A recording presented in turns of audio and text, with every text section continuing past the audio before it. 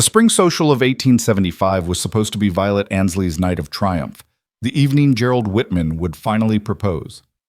Instead, she stood frozen in the center of Copper Creek's community hall, tears streaming down her face as Gerald announced his engagement to another woman. The crowd's gasps turned to whispers, pity mixed with scandal. But then a stranger stepped forward, a weathered cowboy with kind eyes and calloused hands. What he did next would change everything. Stay with us until the end and comment what city you're watching from so we can see how far this story travels. The late April sun hung low over Copper Creek, Colorado, painting the Rocky Mountain foothills in shades of amber and rose. Spring had come late that year, and the town's residents were eager to celebrate its arrival with the annual social, a tradition that brought together ranchers, merchants, miners, and their families from miles around. The community hall, a modest wooden structure at the edge of Main Street, had been decorated with wildflowers and ribbon, and the scent of fresh-baked bread and roasted meat drifted from the tables along the western wall. Violet Ansley had spent weeks preparing for this evening. At 22, she was considered one of Copper Creek's most eligible young women, the daughter of Charles Ansley, whose ranch supplied beef to half the territory. Her mother had died when Violet was 15, leaving her to manage the household and learn the intricacies of ranch life alongside her father. She'd grown strong and capable, but tonight she wore her finest dress, a pale lavender silk her father had ordered from Denver, and her dark hair was swept up in an elegant twist. She wanted to look perfect, because tonight she was certain Gerald Whitman would finally propose. Gerald was the son of Copper Creek's banker, a man of education and refinement who'd returned from 2 years in Boston with polished manners and ambitious plans. He'd been courting Violet since Christmas, calling on her every Sunday after church, bringing her books of poetry, speaking of the future they would build together. Her father had reservations. He found Gerald too smooth, too concerned with appearances, but Violet had been charmed. Gerald represented something different from the rough-hewn ranch hands and miners who made up most of Copper Creek's male population. He spoke of art and culture, of traveling to San Francisco, and perhaps even Europe. He made her feel sophisticated, worldly. She'd been so certain of his intentions that she'd confided in her closest friends, Mary Catherine and Louisa, who'd helped her choose the dress and practiced elaborate hairstyles. They'd giggled together about wedding plans, about what kind of house Gerald might build, about the life of comfort and culture that awaited her. The social had begun at 7 o'clock, just as the spring twilight deepened into night. Lanterns were lit around the hall, casting warm pools of golden light across the dance floor. The musicians, a fiddler, a guitarist, and a man with a battered accordion struck up a lively reel, and couples began to form. Violet stood near the refreshment table with Mary Catherine and Louisa, scanning the crowd for Gerald. He'd promised to meet her here, had said he had something important to discuss. "There he is," Mary Catherine whispered, nudging Violet's arm. Gerald entered through the main doors, looking handsome in a new suit, his blonde hair carefully pomaded. But he wasn't alone.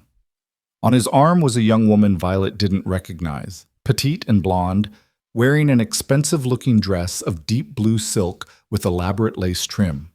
The woman clung to Gerald's arm with obvious familiarity, laughing at something he said. Violet's stomach dropped. "Who is that?" Louisa frowned, leaning closer. "I've never seen her before. Maybe she's visiting someone?" But the way Gerald looked at the woman, the way his hand rested possessively on hers, told a different story. Violet watched, her chest tightening, as Gerald led the blonde woman directly to the center of the hall. The music was between songs, and conversations continued around them, but Gerald raised his hand, calling for attention. "Friends, neighbors," Gerald's voice carried across the hall with practiced ease. "I hope you'll indulge me for just a moment. I have wonderful news to share." The conversations died away. All eyes turned toward Gerald and the woman beside him. Violet felt Mary Catherine's hand grip her arm, heard Louisa's sharp intake of breath. She couldn't move, couldn't look away, even as dread pooled in her stomach like ice water. "This beautiful lady," Gerald continued, beaming at the blonde woman, "is Miss Penelope Hartford of Boston. We met during my time in the East, and after a proper courtship, I'm delighted to announce that she has agreed to become my wife." The words hit Violet like a physical blow. The hall erupted in surprised murmurs and polite applause. She saw Mrs. Henderson from the mercantile look sharply in her direction, saw Tom Brewster, the blacksmith, shake his head with disapproval, saw the knowing glances exchanged between the older women, the mixture of pity and scandal in their expressions. Everyone knew Gerald had been courting her. Everyone knew she'd expected a proposal, and now everyone was watching to see how she would react to this very public humiliation. "Violet," Mary Catherine whispered urgently, "let's go outside, come on." But Violet's feet wouldn't move. She stood frozen, watching as Gerald accepted congratulations as Penelope Hartford smiled prettily and showed off a ring that caught the lamplight. Gerald hadn't even looked in her direction, not once. It was as if their months of courtship had meant nothing, as if she meant nothing. The first tear slipped down her cheek before she could stop it, then another. And suddenly she couldn't hold them back anymore. Her carefully constructed composure shattered, and she stood there in the center of the crowd crying like a child, while whispers rose around her like a tide. "Oh, that poor girl. Did you see her face? I always said that Whitman boy was no good. Charles Ansley won't be pleased about this. Someone should take her home." The humiliation was complete. Not only had Gerald betrayed her, but he'd done it in the most public way possible, and now she was making it worse by crying in front of the entire town. She wanted to run, to disappear, but her legs wouldn't obey. She could only stand there, tears streaming down her face, while the social continued around her and Gerald danced with his fiancée as if Violet Ansley had never existed. That's when she felt a hand on her arm, gentle but firm. "Miss," a deep voice said quietly, "would you care to step outside for some air?" Through her tears, Violet saw a man she didn't recognize. He was tall and lean, probably in his early 30s, with dark hair that needed cutting and several days' worth of stubble on his jaw. His clothes were clean but worn, canvas pants, a work shirt, a leather vest that had seen better days. His eyes were a startling blue-gray, and they looked at her with such genuine concern that it made her want to cry harder. "I don't know you," she managed to say, her voice breaking. "No, ma'am, you don't. Name's Colton Chase. I just rode into town this afternoon looking for work. Came to the social because folks said it was the best way to meet the community." He offered a small, sad smile. "Seems like maybe I picked a difficult evening." Despite everything, Violet almost laughed. "That's one way to put it." "Come on," Colton said gently. "Let's get you some air. You don't need all these folks gawking at you." He was right. The whispers were getting louder, the stares more pointed. Violet let him guide her toward the door, grateful for his steady presence. Mary Catherine and Louisa started to follow, but Colton shook his head. "Let her have a moment," he said quietly. "She'll be all right." Outside, the night air was cool and clean, carrying the scent of pine from the mountains.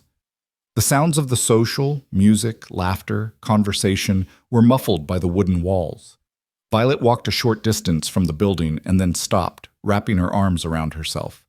The tears kept coming, and she hated herself for it. "I'm sorry," she said, her voice thick. "You must think I'm ridiculous."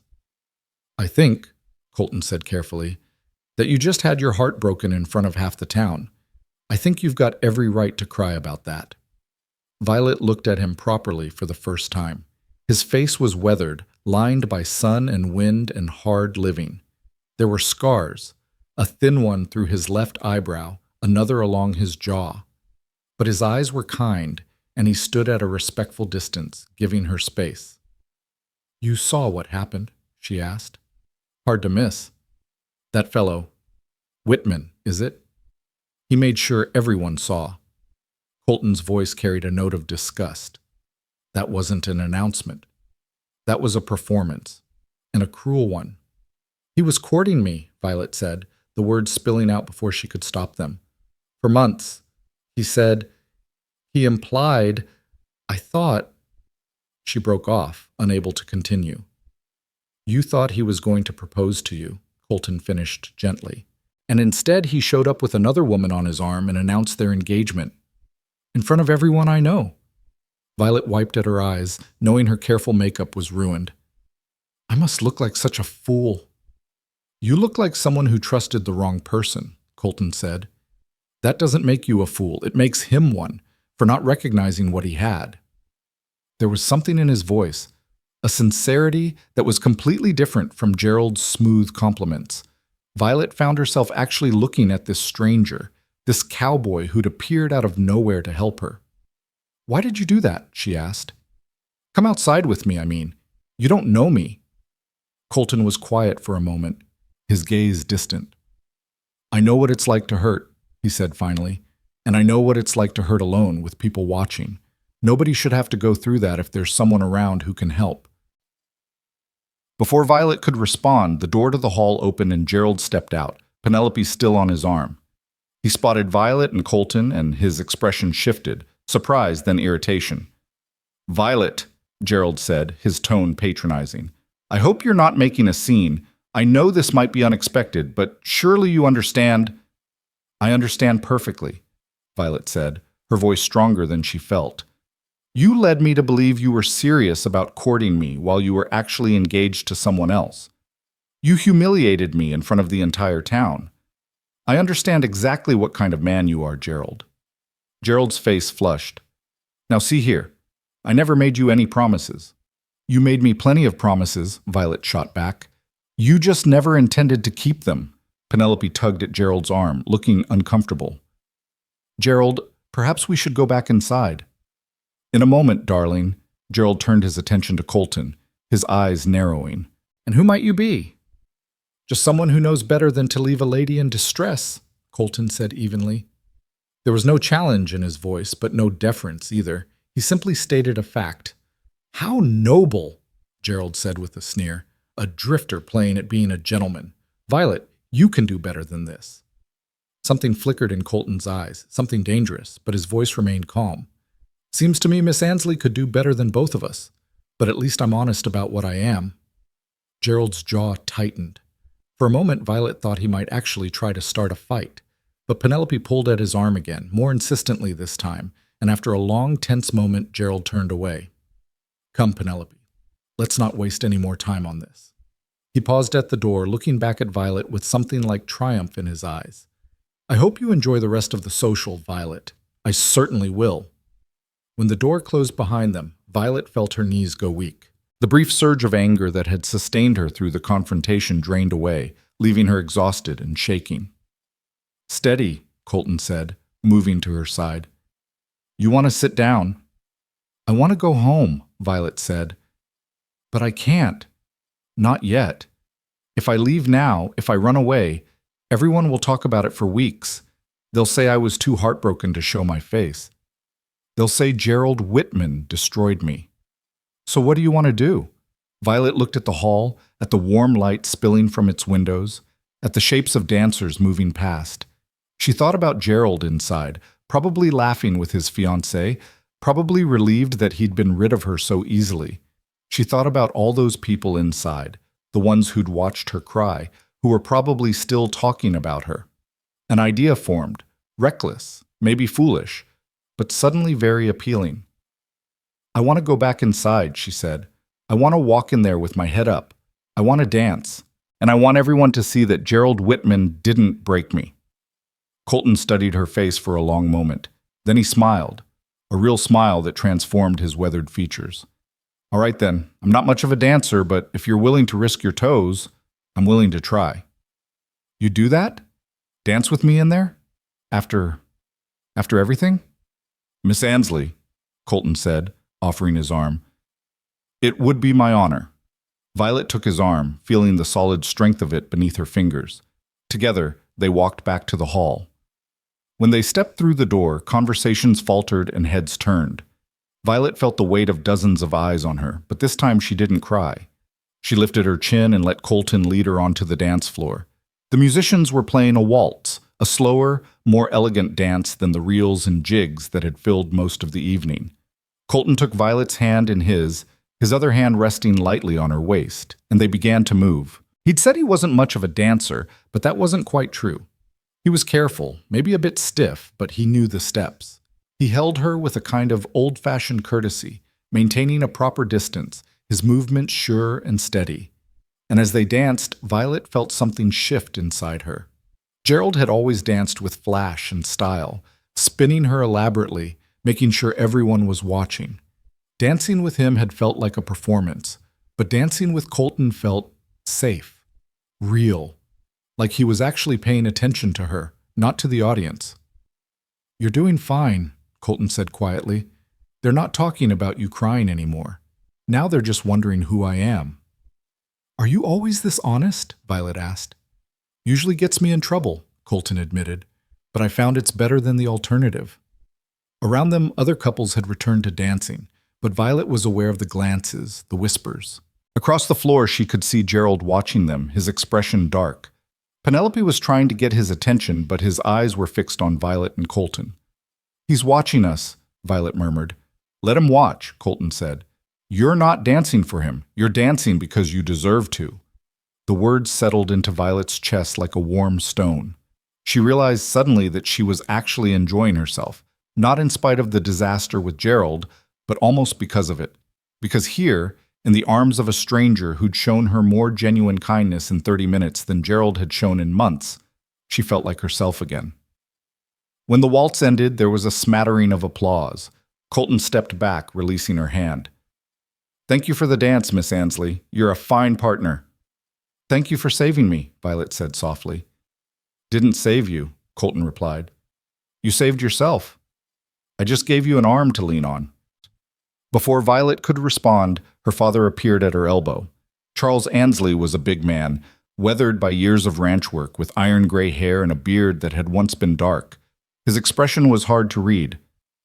"Violet," he said gruffly, "I heard what happened with young Whitman. I'm sorry, honey." "Papa!" Violet felt tears threaten again, but she blinked them back. "It's all right. I'm all right." Charles looked at Colton, his eyes assessing. "You're the fellow who danced with my daughter?" "Yes, sir, Colton Chase." Colton offered his hand, and after a moment, Charles shook it. "Charles Ansley. I own the AA Ranch about 5 miles north of town." He paused. "My daughter tells me you helped her through a difficult moment. I appreciate that." "Any decent man would have done the same, sir." "Maybe, but you're the one who did." Charles crossed his arms, still studying Colton. "You said your name was Chase? Are you kin to the Chase family up in Wyoming?" "No, sir. No family to speak of. I've been working cattle drives for the past 8 years, mostly between Texas and Montana. Thought I'd look for something more permanent. Heard Copper Creek was a growing town, might have opportunities." "Can you work cattle?" "Yes, sir. Grew up doing it. I can rope, brand, break horses if needed. I can fix fence, work leather, and I know enough carpentry to handle basic repairs." Charles nodded slowly. "I could use a good hand. Lost 2 men this winter. One went back east, the other decided to try his luck in the mines. If you're serious about looking for work, come by the ranch tomorrow morning. We'll see what you can do." Colton's expression didn't change much, but Violet saw something ease in his eyes. Relief, maybe, or gratitude. "Thank you, sir. I'll be there at first light." "See that you are?" Charles turned to Violet, his expression softening.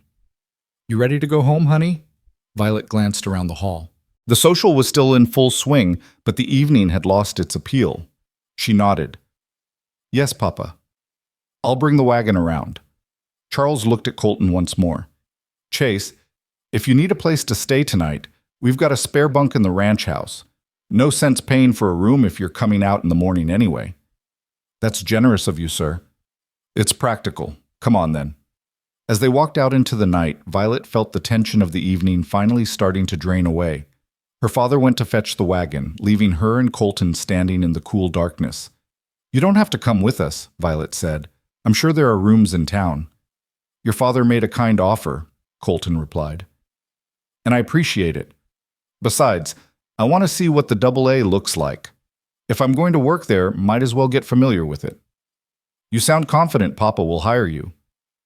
"I'm confident I can do the work. Whether he hires me or not is up to him." They fell silent, listening to the sounds of the social continuing inside. Music, laughter, the stamp of dancing feet. Violet thought about Gerald in there, probably relieved she'd left, probably already forgetting her. "Can I ask you something?" she said. "Sure." "That thing you said earlier about knowing what it's like to hurt.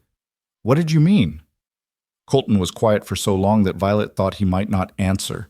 When he finally spoke, his voice was low and careful. I was engaged once, long time ago. She was a rancher's daughter in Texas, and I was a young cowhand who thought he could build something out of nothing. I worked 3 years to save enough money to buy land, to have something to offer her. He paused. When I finally had enough, when I was ready to marry her, I found out she'd been seeing someone else, the son of the ranch owner. He could give her security, a big house, a comfortable life. I couldn't compete with that. I'm sorry, Violet said softly. It was a long time ago, but I remember how it felt. That moment when you realized someone you loved didn't value you the same way, that the future you'd imagined was never real. He looked at her, his eyes serious in the darkness. You'll get through this, Miss Ansley. It hurts now, but you'll get through it. And someday you'll find someone who sees your worth, someone who'll choose you and keep choosing you.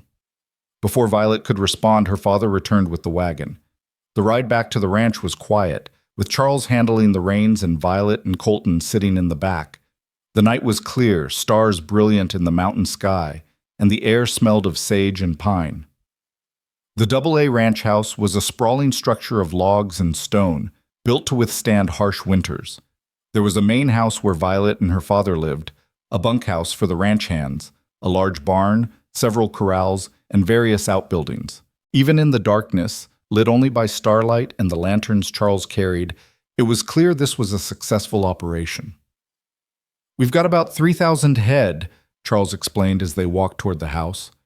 Run them on open range mostly, but we're starting to fence some of the better pastures.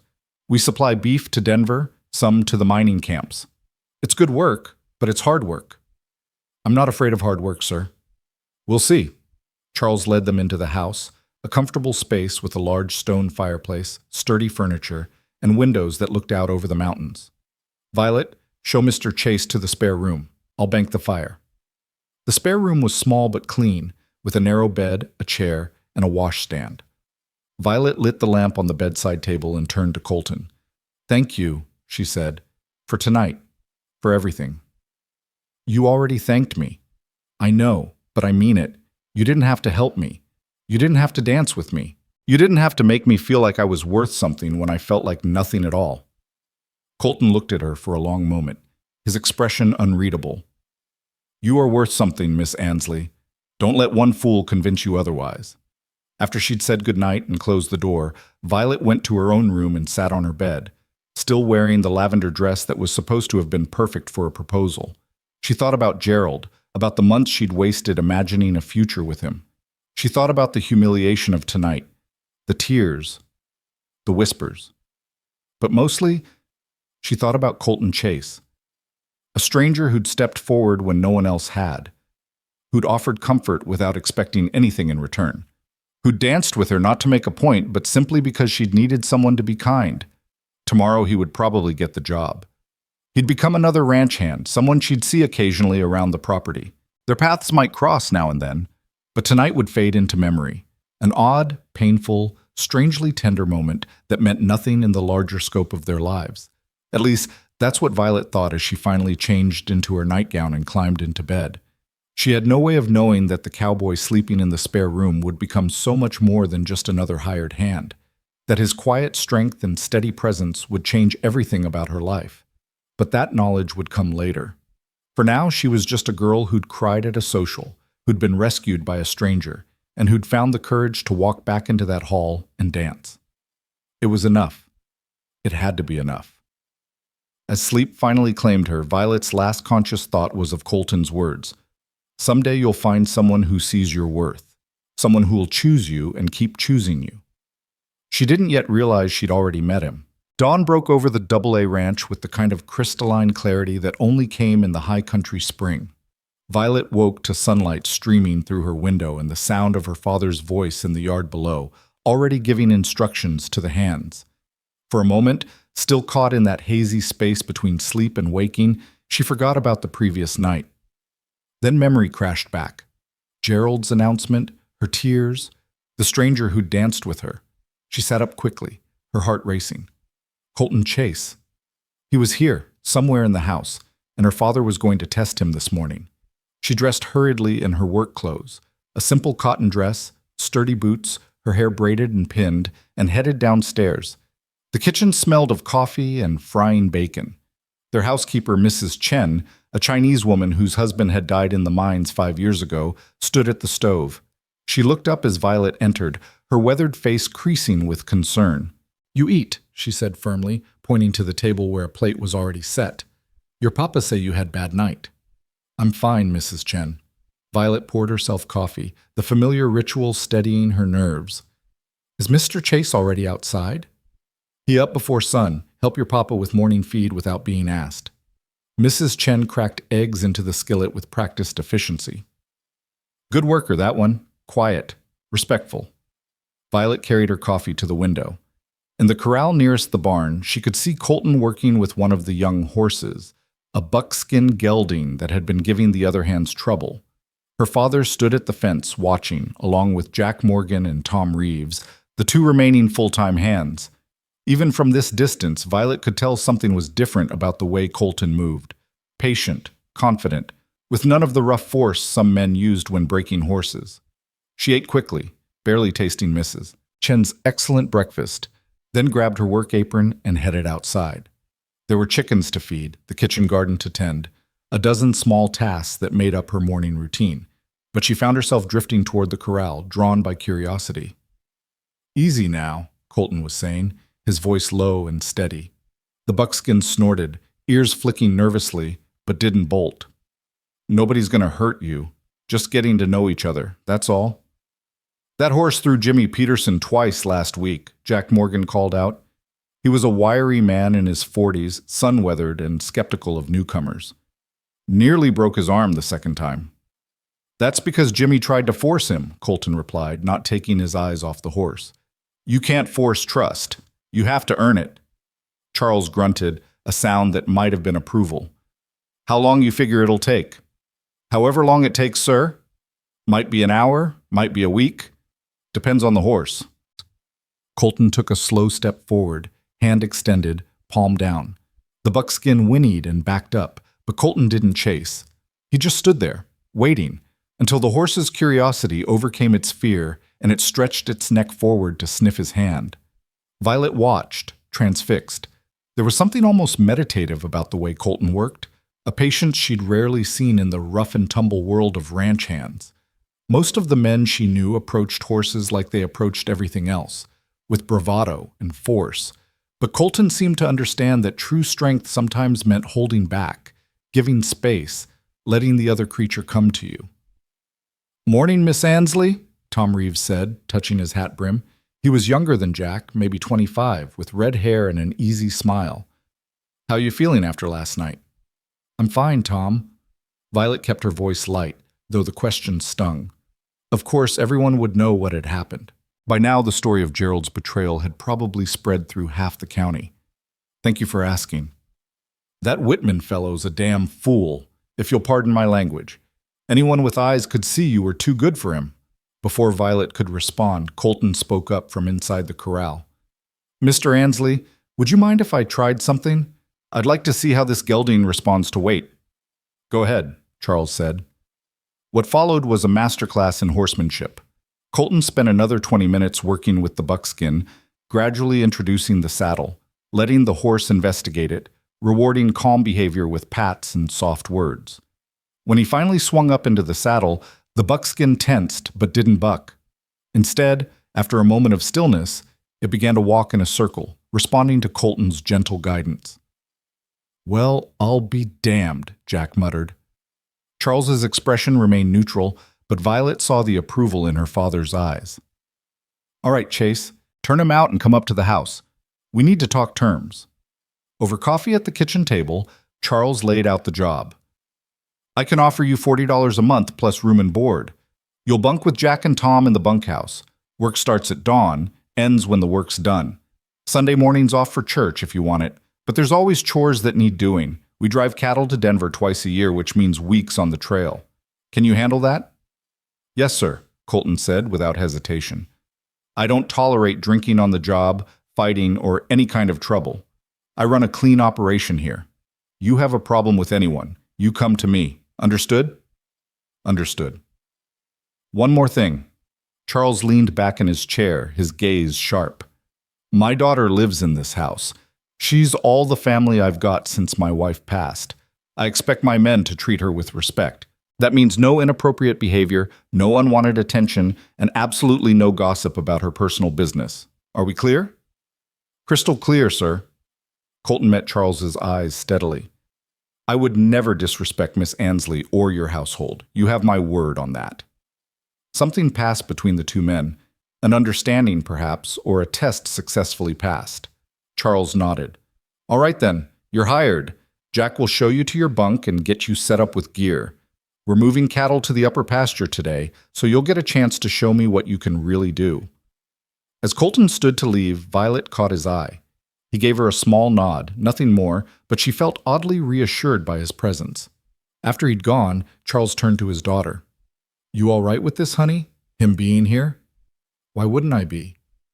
Because he was there last night. Because every time you see him, you might remember... Charles trailed off, uncharacteristically uncertain. Papa, I'm grateful he was there. He helped me when I needed it, and he didn't make me feel like a charity case. Besides, if you're hiring him, it's because he's a good worker, not because of what happened at the social. Charles studied her face for a long moment, then nodded. He is a good worker. Best I've seen in a while, truth be told. There's something solid about him, something steady. He paused. But if having him around bothers you, if it makes things harder, you tell me. I'll find him work elsewhere. It doesn't bother me, Violet said, and realized it was true. If anything, Colton's presence felt safe, like having an anchor in the storm that had become her life. The days that followed fell into a rhythm. Colton proved himself indispensable almost immediately. He was up before dawn every morning, worked until after dark, and never complained. He had a gift with difficult horses, a patient hand with mending fence, and a knack for solving problems that had stumped the other hands. Within a week, even Jack Morgan, who'd been skeptical of the newcomer, admitted that Colton Chase knew his business. Violet saw him often in the course of her own work. She'd bring lunch out to the men when they were working distant pastures, or help with the evening milking, or tend to injured animals in the barn. Colton was always polite, always respectful, keeping that careful distance her father had insisted upon. But sometimes she'd catch him watching her with those thoughtful blue-gray eyes, and she'd wonder what he was thinking. They rarely spoke beyond basic pleasantries. Good morning, Miss Ansley. Good evening, Mr. Chase. The weather's turning. Yes, I believe we'll have rain. Simple exchanges that meant nothing and everything. But Violet found herself noticing things about him. The way he gentle-talked skittish animals. How he always helped Mrs. Chen carry heavy supplies without being asked. The fact that he spent his Sunday afternoons reading, actual books, not just newspapers, sitting under the cottonwood tree near the bunkhouse. The careful way he cleaned and maintained his gear, treating his tools with the respect of a man who'd learned that good equipment might save your life someday. She noticed, too, that he never went into town on Saturday nights like Jack and Tom did. Never drank, never gambled, never spoke about women or courting or any of the things the other hands talked about. He was friendly enough with the other men, but there was a wall around him, a boundary he didn't let anyone cross. 2 weeks after the social, Mary Catherine and Louisa came to visit. They brought fabric for a new dress and an abundance of sympathy, settling into the parlor with tea and determined to dissect every detail of what they called the Gerald situation. I heard his fiancée is staying at the hotel, Mary Catherine said, her eyes bright with gossip. Apparently she's horrified by how rustic Copper Creek is compared to Boston. She's been complaining about everything from the food to the accommodations. Good, Louisa said fiercely. She deserves to be miserable. They both do. I don't care about Gerald anymore, Violet said, and was surprised to find it mostly true. Oh, there was still hurt. Betrayal wasn't something you got over in 2 weeks, but the sharp edge of it had dulled. He made his choice. Let him live with it. Very mature of you, Mary Catherine said approvingly. Then she leaned forward, lowering her voice conspiratorially. But what we really want to know about is the mysterious cowboy who danced with you, the one who's now working here. Mr. Chase is a ranch hand, that's all. That's all? Louisa raised her eyebrows. Vi, the man waltzed you around that dance floor like you were the only person in the room. Half the women there were swooning. Don't be ridiculous. I'm not. Even Mrs. Henderson said he cut quite a figure, and you should have seen Gerald's face when you danced. I thought he was going to have an apoplexy. Violet felt heat rise to her cheeks. Mr. Chase was being kind. He saw I was upset, and he helped me. It didn't mean anything beyond that. Maybe not to him, Mary Catherine said thoughtfully. But what about to you? The question caught Violet off guard. What did Colton Chase mean to her? He was a stranger who'd shown her kindness, a skilled worker her father respected, a quiet presence on the ranch. But more than that? She didn't know. Didn't want to think about it too deeply, not with her heart still bruised from Gerald's betrayal. He's a good man, she said finally, but I'm not interested in courting anyone right now. I need time to figure out who I am without someone else defining me. Her friends seemed to accept this, and the conversation moved on to other topics. But after they'd left, Violet found herself thinking about Colton more than she wanted to admit, about his careful courtesy and quiet strength, about the way he'd held her while they danced, gentle and respectful, about his story of lost love and how it had shaped him. That evening, she carried supper out to the men who were repairing fence in the eastern pasture. It was a beautiful spring night, warm and golden, with wildflowers blooming across the meadows. Jack and Tom were their usual jovial selves, joking and telling stories, but Colton worked apart from them, focused on splicing wire with practiced precision. "Mr. Chase," Violet called, "Mrs. Chen sent stew. You should eat before it gets cold." He looked up, surprise flickering across his face. "Thank you, Miss Ansley. That's very kind." She'd brought enough for all three men, along with fresh bread and canteens of water. As they ate, Jack launched into a story about a cattle drive he'd been on years ago, when a stampede had scattered the herd across 20 miles of prairie. Tom added his own embellishments, and even Violet found herself laughing at their exaggerated descriptions. But Colton remained quiet, eating methodically, his gaze distant. When the others went back to work, he lingered for a moment, helping Violet pack the empty dishes into her basket. "Your friends came to visit today," he said. It wasn't quite a question. "Yes, Mary Catherine and Louisa. They wanted to make sure I was all right." "Are you? All right, I mean?" Violet considered the question seriously. "I'm getting there. It still hurts, but not as much as it did. Mostly I just feel foolish for not seeing what Gerald really was." "You're not foolish. He deceived you. That's on him, not you." "Everyone keeps saying that. Why doesn't it feel true?" Colton set down the last dish and straightened, looking at her directly. "So, because when someone betrays your trust, it makes you question your own judgment, makes you wonder if you can trust yourself to see people clearly. But Miss Ansley, the fact that you trusted him says something good about you, not something bad. It means you're the kind of person who believes in people, who sees the best in them. That's not a weakness. It's a strength, even if it doesn't feel like it right now." The words settled into Violet's chest, warm and steady. "Is that how you felt? After your fiancé chose someone else?" "For a long time, yes. I thought I'd been a fool, that I'd wasted 3 years working toward something that was never real. But eventually I realized that I'd loved honestly, worked honestly, and offered everything I had. The fact that it wasn't enough for her didn't diminish the value of what I'd offered. It just meant we weren't meant to be together." "Do you still love her?" The question was too personal, too intimate for their careful acquaintance. Violet knew it even as the words left her mouth. But Colton didn't seem offended. He just thought about it, his expression contemplative. "No," he said finally. "What I loved was the idea of her, the future I thought we'd have. But I didn't really know her, not the way you should know someone you're planning to marry. If I had, I might have seen that we wanted different things, valued different things." He paused. "I think that's what you're discovering about Gerald, too. That the man you thought you loved wasn't real." "Then how do you ever trust your own feelings?" Violet asked, her voice small. "How do you know if what you feel is real or just another illusion?"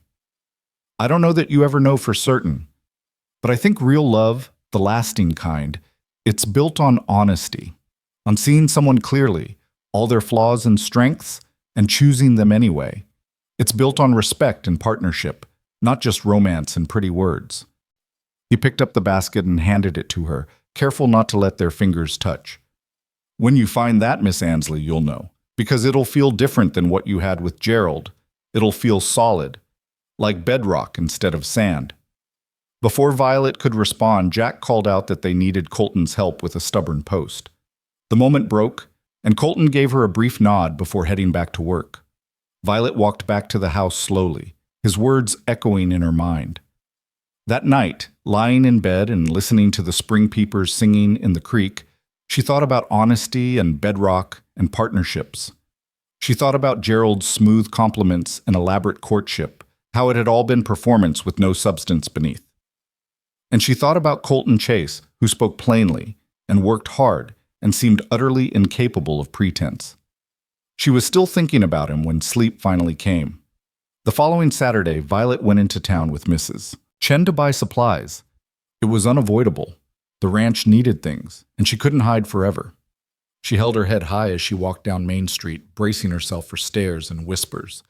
But to her surprise, what she got was mostly support. "Violet," Mrs. Henderson called from the mercantile. "Come in, dear. I've been saving the new fabric samples to show you." At the post office, Mr. Jameson tipped his hat and said Gerald Whitman was a damned fool who didn't deserve her. Even stern Mrs. Pritchard from the church said she'd always thought Gerald was too smooth for his own good, and Violet was well rid of him. The gossip, it seemed, had turned. Instead of pitying the jilted girl, Copper Creek had decided to disapprove of the man who'd done the jilting. It was a small kindness, but Violet was grateful for it. She was leaving the general store, arms full of packages, when she nearly collided with Gerald himself. He was alone, no sign of Penelope, and he looked tired, his usual polish somewhat dimmed. "Violet," he said, seeming genuinely surprised. "I was hoping I might run into you. Could we talk?" "I don't think we have anything to say to each other, Gerald." "Please, just 5 minutes." Against her better judgment, Violet agreed. They walked to the small park near the church, sitting on a bench beneath a spreading elm. Gerald was silent for a long moment, staring at his hands. "I owe you an apology," he finally said. "What I did at the social, announcing my engagement like that, it was cruel. You deserved better." "Yes, I did." Penelope's father owns 3 banks in Boston. Marrying her means security, opportunity, a chance to build something significant. I thought you'd understand. I thought you'd see it was just business. Violet stared at him, genuinely shocked. "Business? Gerald, you courted me for months. You made me believe you cared about me. And all along it was just business?" "That's not what I meant. I do care about you, Violet. You're intelligent, capable, beautiful. But caring about someone isn't always enough. Sometimes you have to be practical." "So you chose money over honesty, over basic decency." Gerald's jaw tightened. "I chose a secure future, and frankly, I expected you to move on more quickly. Instead, you're still here, working on your father's ranch, dancing with drifters. Don't you want more than this?" "I want honesty," Violet said, her voice hard. "I want respect. I want someone who sees me as more than a business decision or a consolation prize. And if that means I stay on my father's ranch for the rest of my life, then that's what I'll do. Because it's better than spending my life with someone who sees me as practical." She stood, gathering her packages. Gerald grabbed her arm, not roughly, but firmly enough to stop her. "That cowboy," he said, his voice low. "Chase. There's talk about him in town, about his past. I don't care about gossip." "You should. People say he killed a man in Texas, that he's running from something. That's who you're defending, Violet, a man with blood on his hands." Violet pulled her arm free, her heart pounding. "Whatever Mr. Chase's past might be, it's his business, not yours and not mine, unless he chooses to share it." She took a step back. "Goodbye, Gerald. I hope you and Miss Hartford will be very happy together." She walked away without looking back, but Gerald's words haunted her. Killed a man, running from something. Was it true? And if it was, what did it mean? That evening she couldn't help watching Colton more carefully. He was helping Tom repair a section of the barn roof, his movements sure and steady. He didn't look like a killer. But then, what did a killer look like? Not all violence came with warning labels. She thought about asking her father, But Charles would either know already or would confront Colton directly, and Violet wasn't ready for that. Not yet. Instead, she decided to wait, to watch, to see if the man she'd been observing for 2 weeks matched the dark reputation Gerald had hinted at. The answer came 3 days later, in a way she never expected. A storm had been building all afternoon, dark clouds piling up against the mountains. By evening, lightning was flickering through the peaks and thunder rolled across the valley. The men secured the animals and battened down the loose equipment, preparing for the worst. The storm hit with sudden violence. Sheets of rain, wind that tore at the buildings, hail that drummed against the roof like bullets. Violet and Mrs. Chen moved through the house, closing shutters and securing doors, while Charles went to check on the barn. Then they heard shouting from outside. Violet ran to the window and saw Jack and Tom running toward the bunkhouse, pointing toward the eastern pasture. Through the rain, she could just make out a dark shape, one of the horses, loose and panicking in the storm. Without thinking, she grabbed her father's oilskin coat and ran outside. The rain hit her like a wall, instantly soaking through her clothes. She could see Charles and Jack trying to corner the terrified horse. But every time they got close, lightning would flash and the animal would bolt. Then she saw Colton. He was moving calmly through the chaos, approaching the horse from an angle, speaking words she couldn't hear over the storm. The horse reared, its eyes rolling white, and for a moment Violet thought Colton would be trampled. But he stood his ground, hands out, voice steady, until the horse's panic began to subside. "That's it," he was saying when Violet got close enough to hear. "Easy now. I've got you. You're safe." Slowly, incredibly, the horse calmed. Colton got a rope around its neck and led it toward the barn, moving through the wind and rain as if they were nothing but mild inconvenience. Violet followed, drawn by something she couldn't name. Inside the barn, out of the storm's fury, Colton dried the horse and checked it for injuries. His hands were gentle, thorough, professional. Violet watched from the doorway, illuminated by the lantern light, and saw not a killer, but a healer, a man who cared for frightened creatures with infinite patience. "Mr. Chase," she said quietly. He looked up, surprised to see her there. "Miss Ansley, you shouldn't be out in this weather." "Neither should you, but here we are." She came closer, noticing for the first time that he was bleeding, a deep cut across his forearm where the horse must have caught him. "You're hurt." "It's nothing." "It's not nothing. Come up to the house. I'll clean it properly." "Miss Ansley, please." The word came out more forcefully than she'd intended. "You just risked your life for that horse. The least you can do is let me tend your wound." They walked through the rain to the main house, not speaking. In the kitchen, Mrs. Chen took one look at Colton's arm and immediately began heating water and gathering clean cloths. Violet pulled out her mother's old medical kit, the one that still smelled faintly of lavender and carbolic acid. "Sit," she instructed, pointing to a chair at the kitchen table. Colton sat, looking distinctly uncomfortable. Violet carefully cleaned the wound, her fingers gentle but efficient. It was deep but clean, not likely to become infected if properly cared for. "This will hurt," she warned, reaching for the bottle of whiskey they kept for medicinal purposes. "I can handle it." She poured the whiskey over the cut, and Colton tensed but didn't make a sound. His jaw tightened, that was all. Violet found herself oddly moved by his quiet stoicism. "You were brave out there," she said as she began to wrap the wound with clean bandages. "That horse could have killed you." She was just scared. Fear makes all of us do things we wouldn't normally do. "Is that what happened in Texas?" The question was out before Violet could stop it.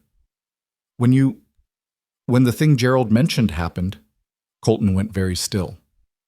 "What did Gerald say?" "That you killed a man, that you're running from your past." For a long moment, Colton didn't respond. Then he sighed, his shoulders slumping slightly.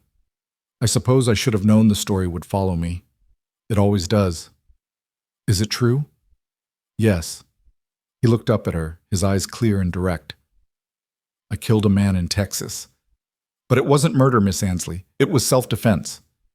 Violet tied off the bandage with shaking fingers, then sat down across from him. "Tell me what happened, please." Colton was quiet for so long she thought he might refuse. Then slowly, he began to speak. After my engagement ended, I drifted for a while. Worked various ranches, never staying long. Eventually, I ended up in a town called Redemption, about 50 miles west of San Antonio. I was working for a cattleman named Dalton Reeves, no relation to Tom, far as I know. One Saturday night, I was in town buying supplies. Stopped at the saloon for a drink before heading back. He paused, his expression distant, remembering. There was a card game going on, 5 men, including the town marshal's brother, a fellow named Pike Garrett. Pike was drunk and losing badly. He accused one of the other players, a Mexican ranch hand named Mateo, of cheating. Things got heated.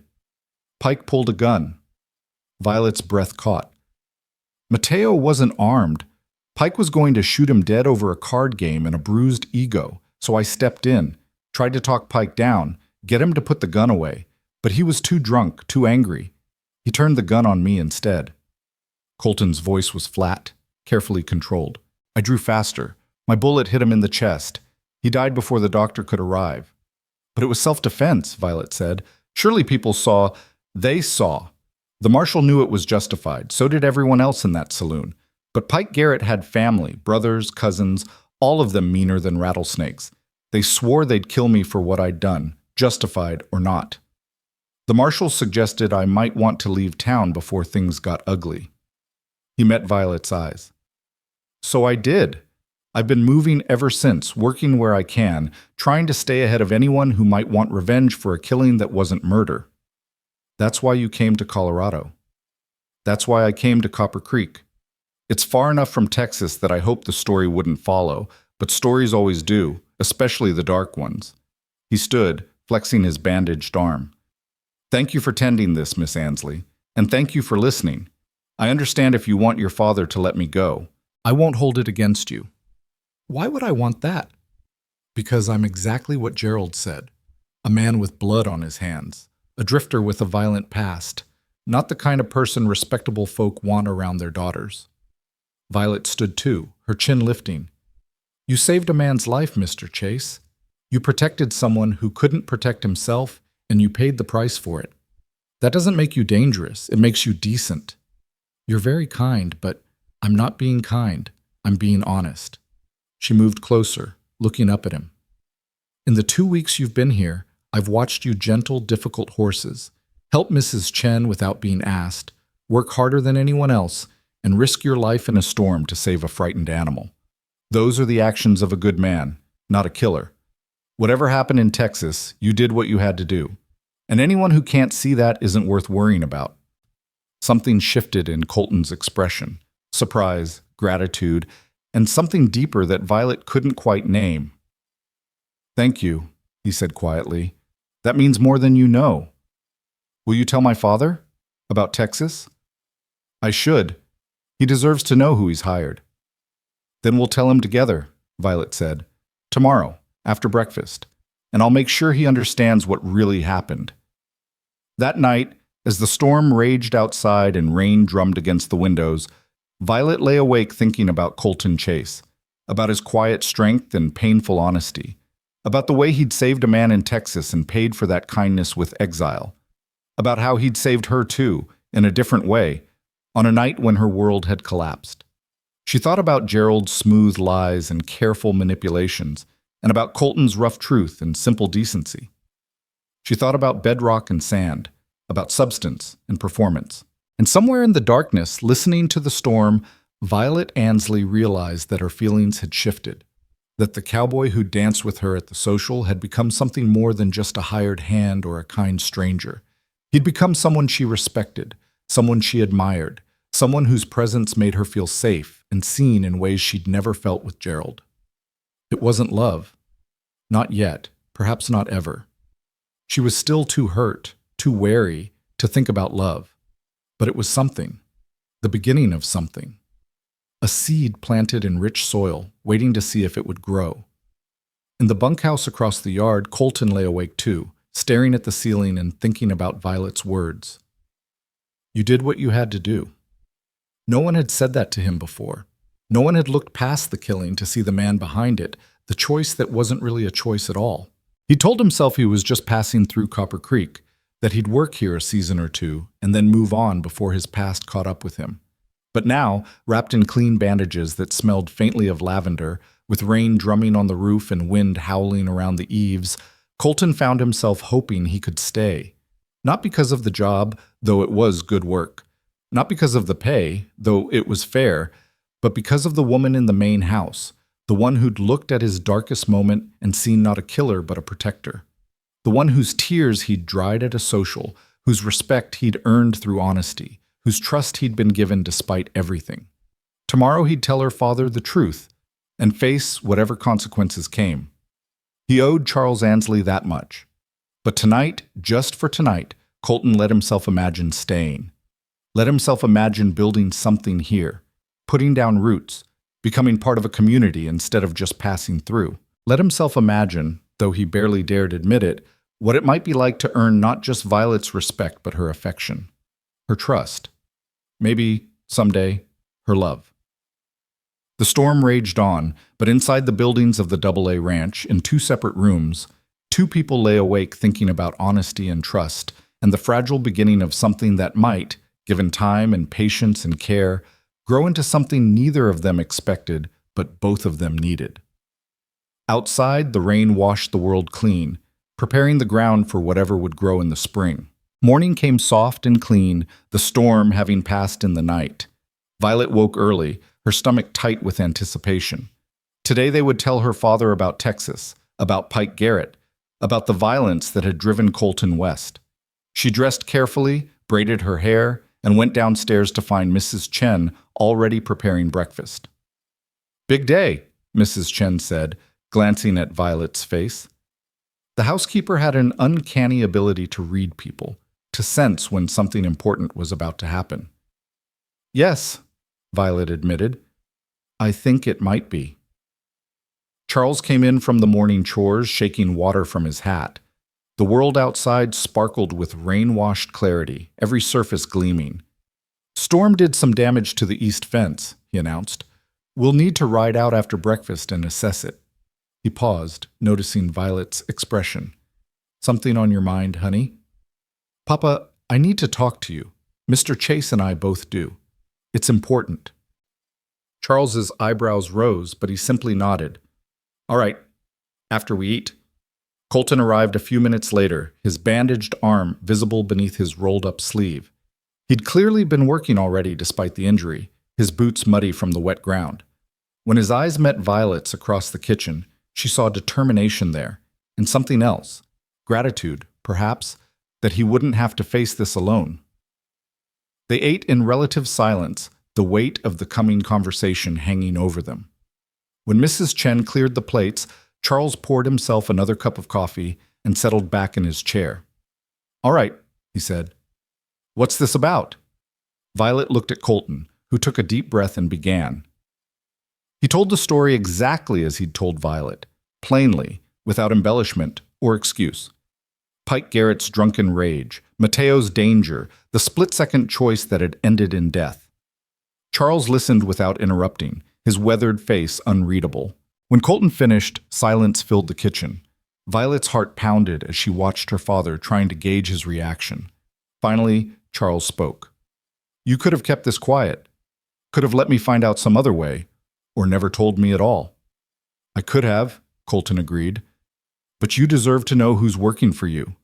And Miss Ansley deserves to know that I'm not hiding anything from her family." "Violet already knew?"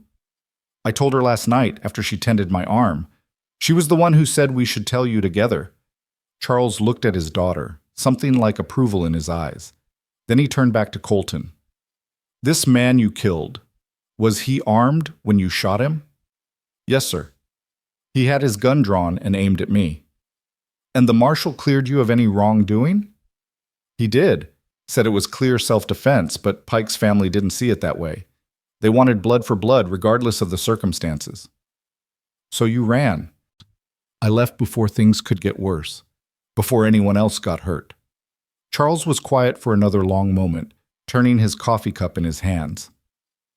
"I've known men who've killed," he said finally. "Some of them were murderers, mean, violent men who took pleasure in it. But some of them were just men who found themselves in impossible situations, who did what they had to do to survive or protect others. He looked directly at Colton. Which kind are you? The second kind, sir, I hope. I believe you, Charles said. More than that, I've watched you work for 2 weeks. I've seen how you handle the animals, how you treat people, how you carry yourself. Whatever happened in Texas, it doesn't define who you are now. He paused. But I need your word on something. Anything, sir. If this trouble follows you here, if these Garrett brothers come looking, you tell me immediately. I won't have violence on my land if it can be avoided. But if it can't be avoided, I won't leave you to face it alone. You're part of this ranch now, and we protect our own. Something shifted in Colton's expression, a tightness around his eyes easing, his shoulders relaxing slightly. Thank you, sir. I give you my word. Good. Now get that fence repaired before it gets any worse. And take Jack with you. He knows that section best. As Colton stood to leave, Violet felt a rush of relief so strong it made her lightheaded. Her father had understood, had seen past the violence to the man beneath just as she had. It felt like validation, like confirmation that her instincts about Colton Chase had been right all along. The days that followed were busy with storm repairs and the normal work of running a ranch. Violet found herself watching Colton more openly now, no longer trying to hide her interest. She brought lunch to wherever he was working, lingered to help with tasks that didn't strictly need her assistance, invented reasons to be near him. And Colton, for his part, seemed to relax around her. His careful formality softened into something warmer, more natural. They talked as they worked, about books, about weather, about the ranch, and the mountains, and the way the light changed as summer approached. You read a lot, Violet observed one afternoon as they mended tack in the barn. She'd noticed the stack of books beside his bunk, saw him reading during every spare moment. It's how I educated myself, Colton said, his hands steady as he stitched leather. Never had much formal schooling. My father died when I was 10, and I went to work right after. But I found that books could teach me things no school ever could. What do you like to read? Everything. History, philosophy, novels. I like learning how other people think, how they see the world. He glanced at her. What about you? My mother taught me to read when I was young. She loved poetry, Wordsworth, Tennyson, Elizabeth Barrett Browning. After she died, I kept her books. Sometimes I read them and I can almost hear her voice. That must be a comfort. It is, but it's also painful, remembering what we lost. Colton set down his work and looked at her directly.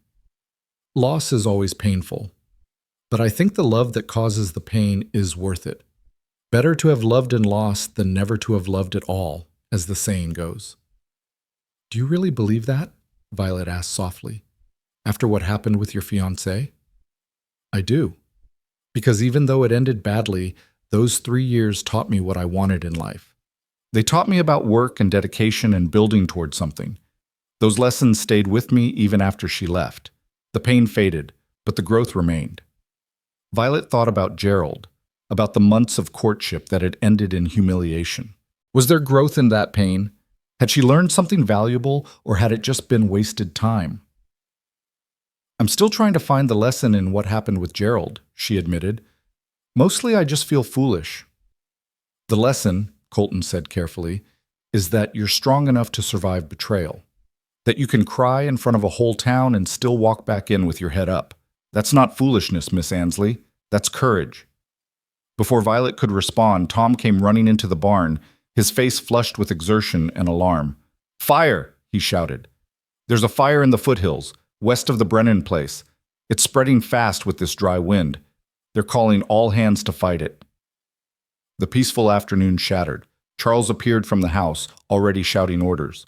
Colton, Jack, Tom, saddle up. Bring shovels, axes, wet blankets. Violet, you and Mrs. Chen secure the homestead. If the wind shifts, that fire could come this way. Within minutes, the men were mounted and riding west, joining the stream of ranchers and townspeople heading toward the growing smoke plume. Violet watched them go, her heart tight with fear. Wildfires were a constant danger in the dry Colorado summer, and this one looked bad already. The next hours were a blur of activity. Violet and Mrs. Chen moved all the animals to the nearest creek, filled every available container with water, soaked blankets, and hung them over the windows. The sky darkened with smoke, turning the afternoon light an eerie orange. Ash began to fall like black snow, coating everything with a fine gray powder. By evening, the wind had shifted, pushing the fire north and away from the AA. But Violet could see the glow on the horizon, could smell the acrid smoke that made her eyes water and her throat burn. The men still hadn't returned. Night fell, and still no word. Violet paced the porch, straining to see through the smoke-hazed darkness. Mrs. Chen brought her tea that went cold in her hands. Every sound made her jump, hoping to hear hoofbeats announcing their return. It was nearly midnight when she finally heard horses approaching. She ran to meet them, lantern held high. Charles came first, his face black with soot, his clothes singed. Jack and Tom followed, equally exhausted. But no Colton. "Papa, where's Mr. Chase?" Charles swung down from his horse, moving like a man twice his age. "He stayed. There's a family trapped. The Hallorans, they've got a place up in the canyon. Fire cut them off from the main road. Colton and a few others stayed to try to get them out." "But that's—" Violet couldn't finish the sentence. It was suicide.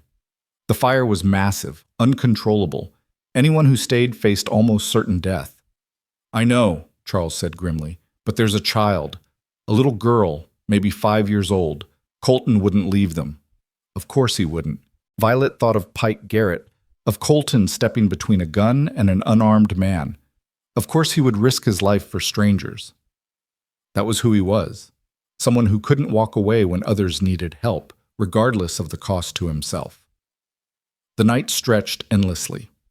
Violet refused to go to bed, standing vigil on the porch as the fire raged in the distance.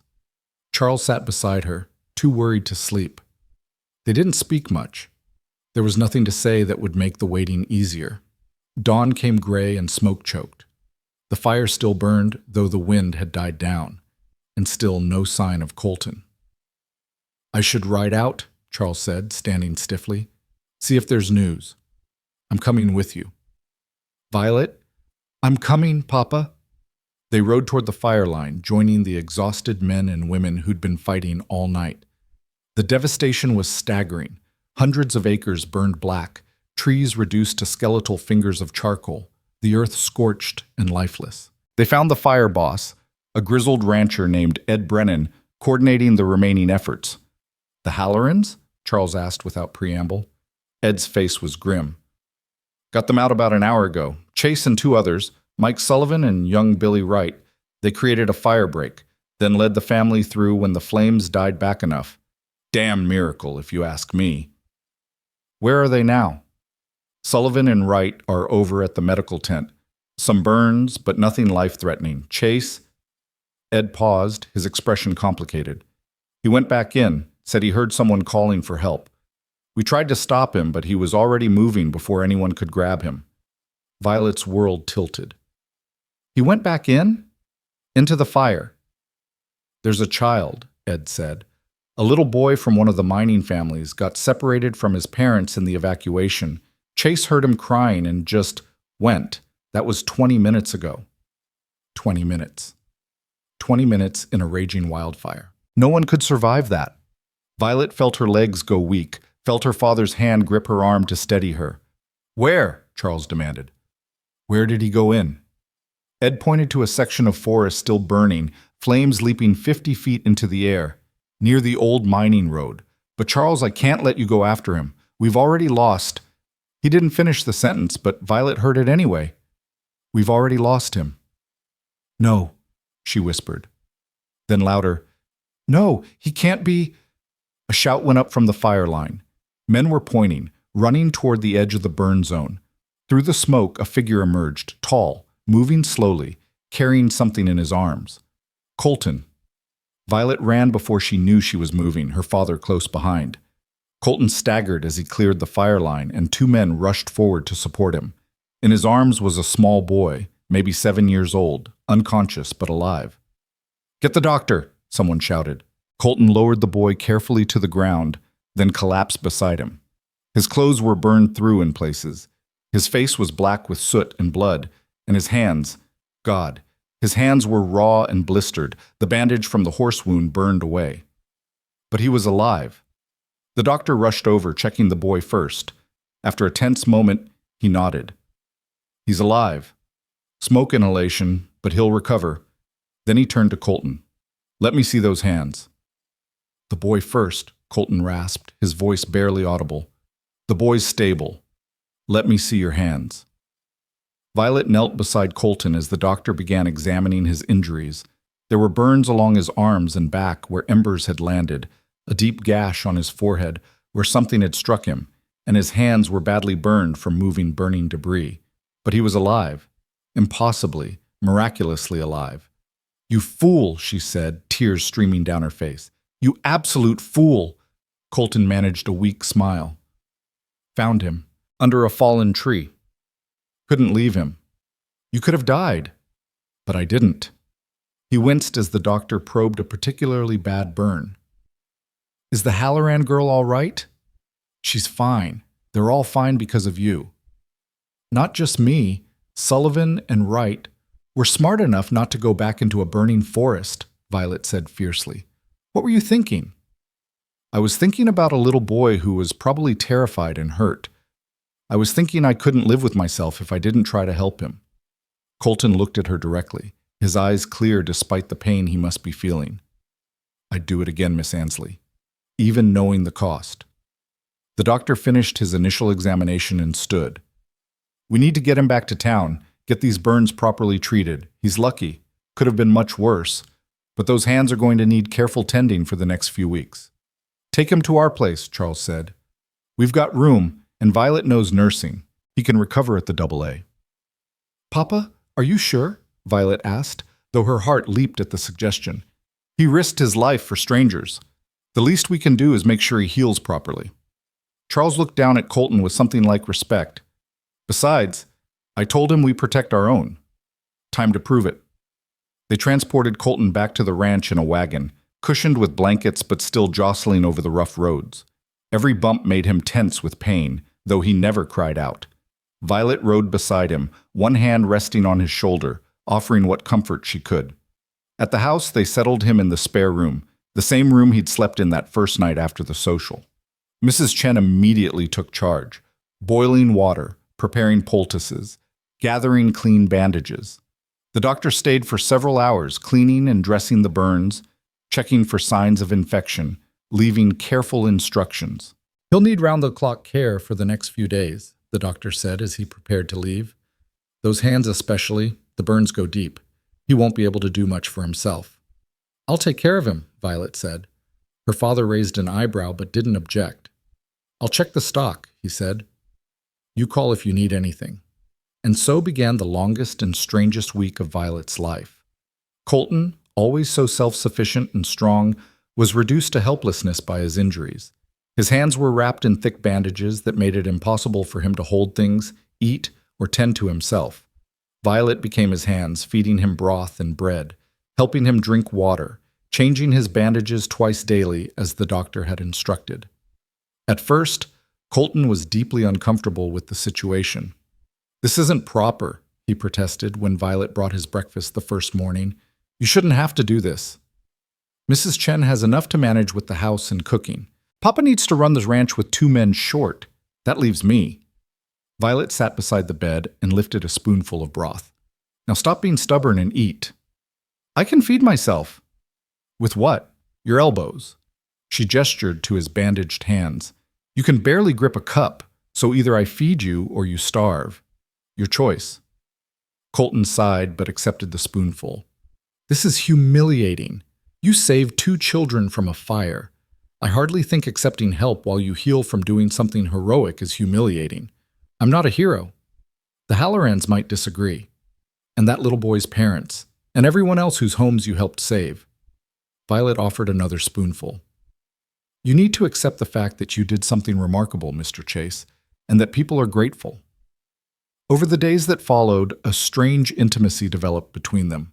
Violet spent hours in that small room, tending Colton's wounds, bringing his meals, reading to him when he grew restless. They talked about everything, their childhoods, their dreams, their fears, the formal barriers that had existed between them, the careful distance they'd maintained gradually dissolved. Tell me about your mother, Colton said one afternoon as Violet changed his bandages. The burns were healing, the angry red fading to pink, but they were still painful. She was kind, Violet said, her hands gentle as she unwrapped the old bandages. Patient. She could see the good in everyone, even when it wasn't obvious. Papa says I take after her in that way.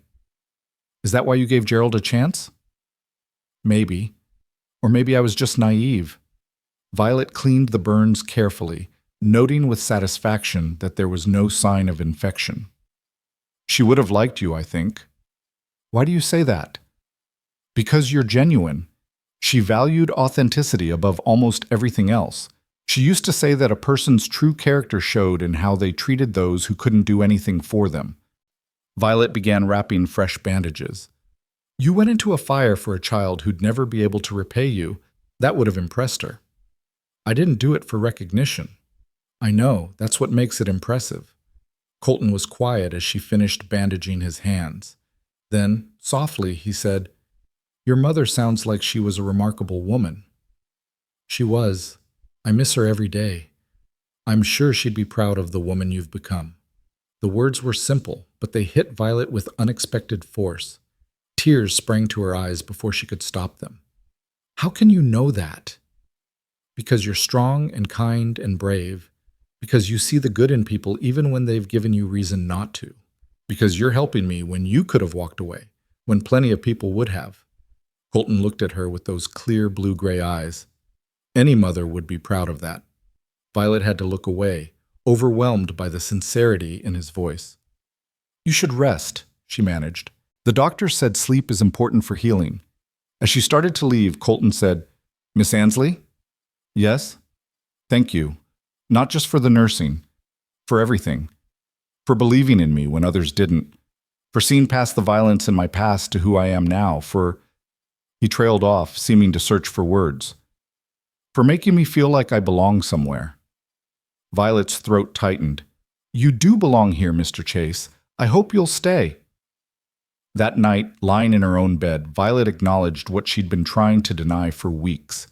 She cared about Colton Chase, deeply. Not just as an employee of her father's ranch, not just as a kind stranger who had helped her through humiliation, but as a man, a good, brave, honorable man who made her feel safe and seen and valued. It wasn't the giddy infatuation she'd felt for Gerald, all romance and pretty words.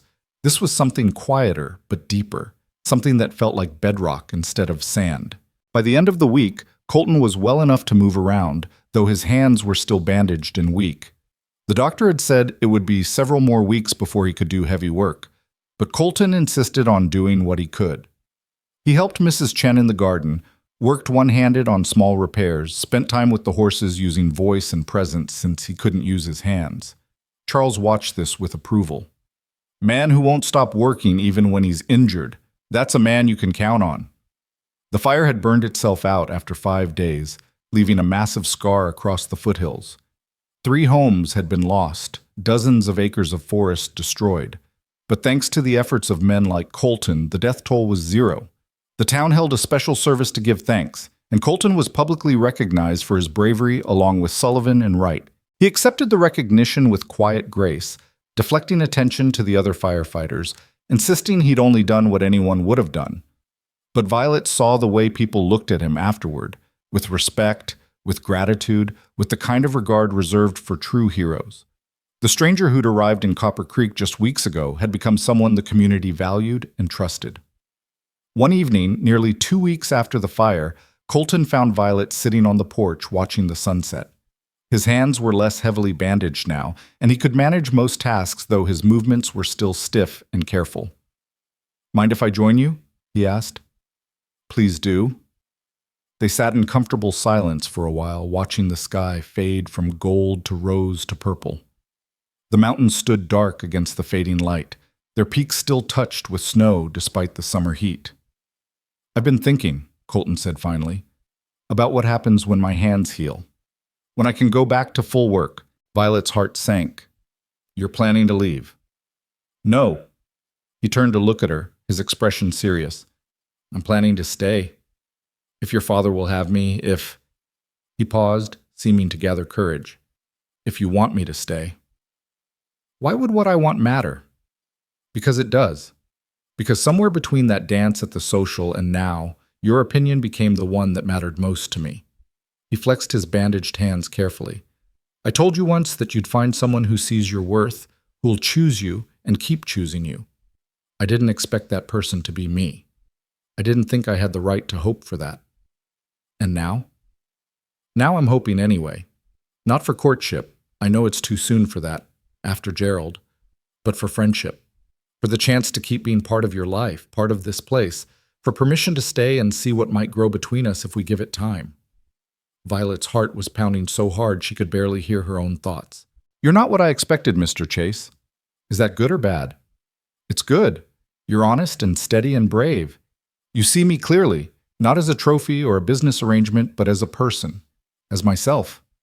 She took a breath. "I'm not ready for courtship either, but I would like you to stay. I would like to see what might grow between us." Relief washed over Colton's face. "Then I'll stay. I'll work hard, prove my worth to your father, and I'll wait. However long it takes. Even if it takes a long time, even if I need months to heal from Gerald." "However long it takes," Colton repeated. "I'm a patient man, Miss Ansley, and you're worth waiting for." In the gathering darkness, sitting on the porch of the ranch house, something shifted between them. Not a beginning, not yet, but the promise of one. The acknowledgement that what existed between them was real and valuable and worth nurturing. That night, for the first time since Gerald's betrayal, Violet went to bed feeling hopeful about the future. Not because someone had promised her romance or adventure or an easy life, but because someone had promised her honesty, patience, and partnership. Someone had seen her pain and hadn't tried to rush her past it. Someone had given her space to heal while quietly making it clear that he would be there when she was ready. In the bunkhouse, Colton Chase lay on his bunk and flexed his healing hands, thinking about Violet's words. "I would like you to stay." They weren't a declaration of love, but they were something. They were permission. They were possibility.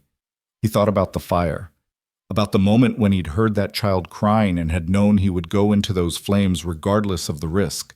He'd expected to die in there, had made peace with it, knowing that saving a child's life was worth his own. But he'd survived, had walked out of those flames burned but alive. And now he had something he hadn't expected, a reason to be grateful for that survival, a reason to look forward instead of back.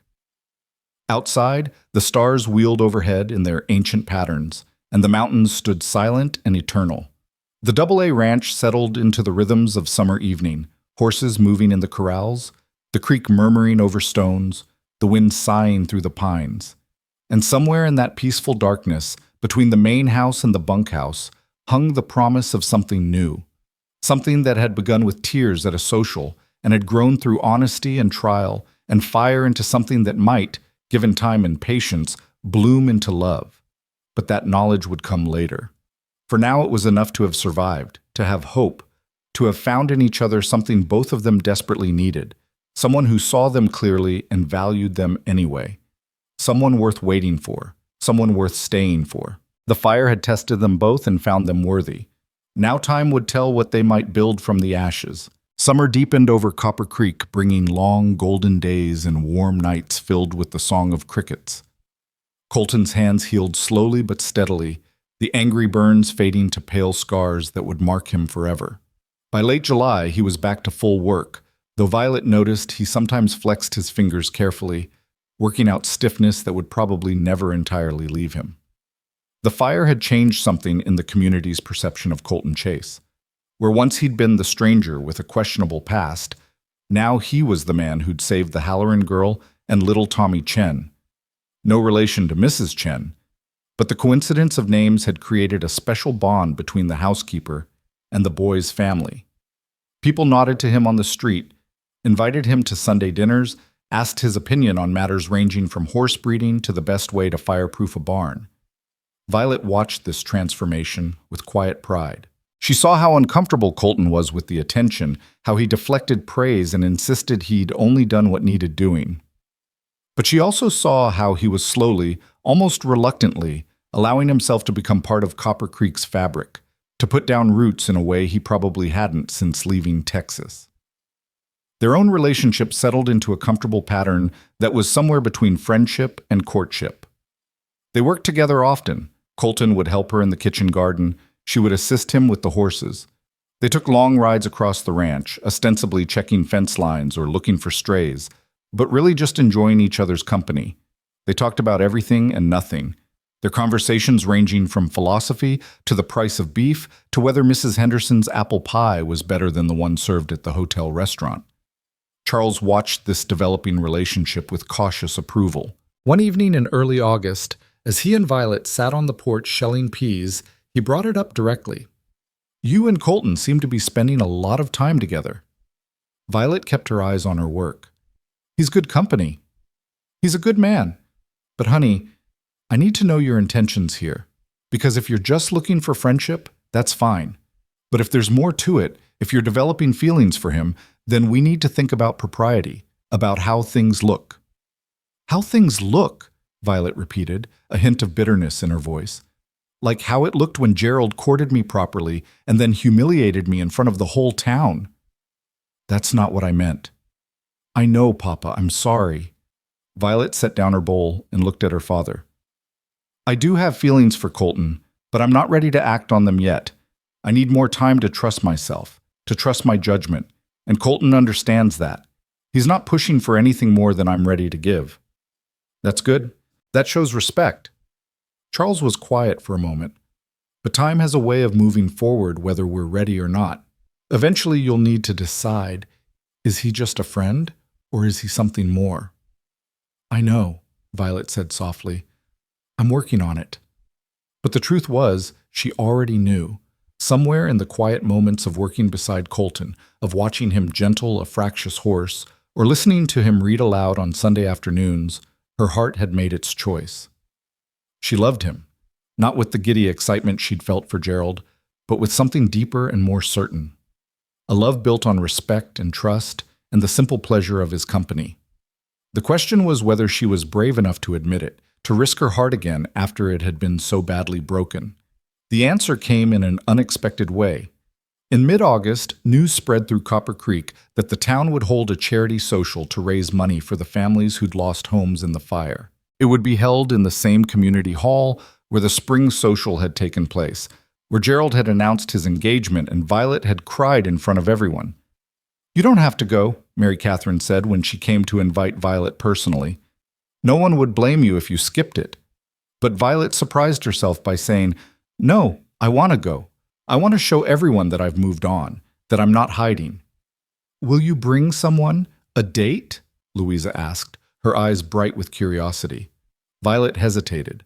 Would Colton want to go with her? Would it be too forward to ask? They'd been so careful to maintain that ambiguous space between friendship and courtship, and asking him to escort her to a social felt like crossing a line. But wasn't it time to cross some lines? Wasn't that the whole point? To stop being afraid and start living again? That evening, she found Colton in the barn, currying one of the horses. The late summer sun slanted through the open doors, turning the dust motes to gold. He looked up when she entered, his face breaking into a smile that made her heart skip. "Miss Ansley, come to check my work?" "Actually, I came to ask you something." Violet took a breath, gathering courage. "There's going to be a charity social in 3 weeks, for the fire victims. I was wondering if you'd escort me." Colton's hand stilled on the curry brush. "You want me to take you to a social? To the same hall where I cried in front of everyone because of Gerald? Yes. I know it seems strange, but I think I need to do this. To walk back into that space and show everyone, show myself, that I'm not broken, that I've moved past what happened." She met his eyes. "And I'd like you to be there with me, if you're willing." "Violet," Colton said, using her first name for the first time. The sound of it on his lips sent warmth through her chest. "I would be honored to escort you. But are you sure? People will talk. They'll assume we're courting." "Let them assume. Maybe it's time they did." Something shifted in Colton's expression. Hope, joy, and a vulnerability that made him look younger than his years.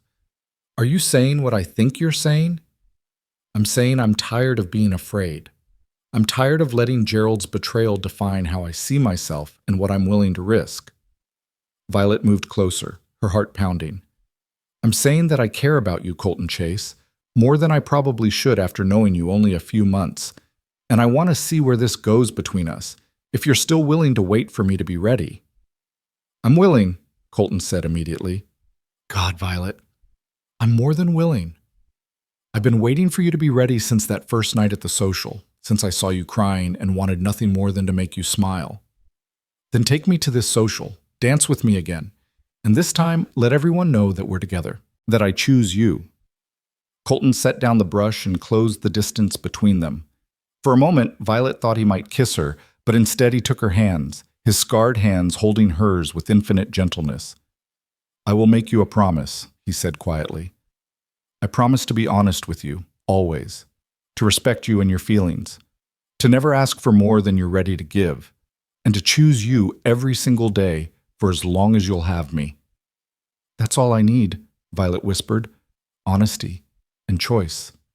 Everything else will follow. They stood there in the golden light, hands clasped, and Violet felt something settle in her chest, a peace she hadn't known since before Gerald, maybe even before her mother died.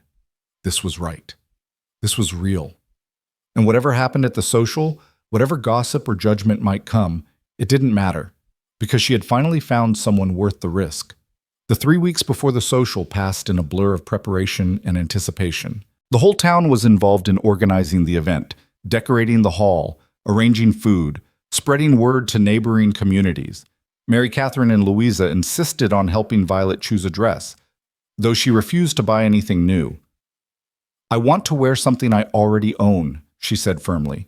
Something that's mine, that I chose for myself, not to impress anyone else. She settled on a simple dress of deep blue cotton with white embroidery at the collar and cuffs.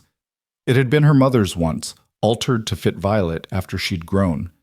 Wearing it felt like carrying her mother's strength with her. The night before the social, Violet found herself too restless to sleep. She slipped outside onto the porch, wrapping a shawl around her shoulders against the cool mountain air. To her surprise, she found Colton already there, sitting on the steps and looking up at the stars. Couldn't sleep either? She asked, settling beside him.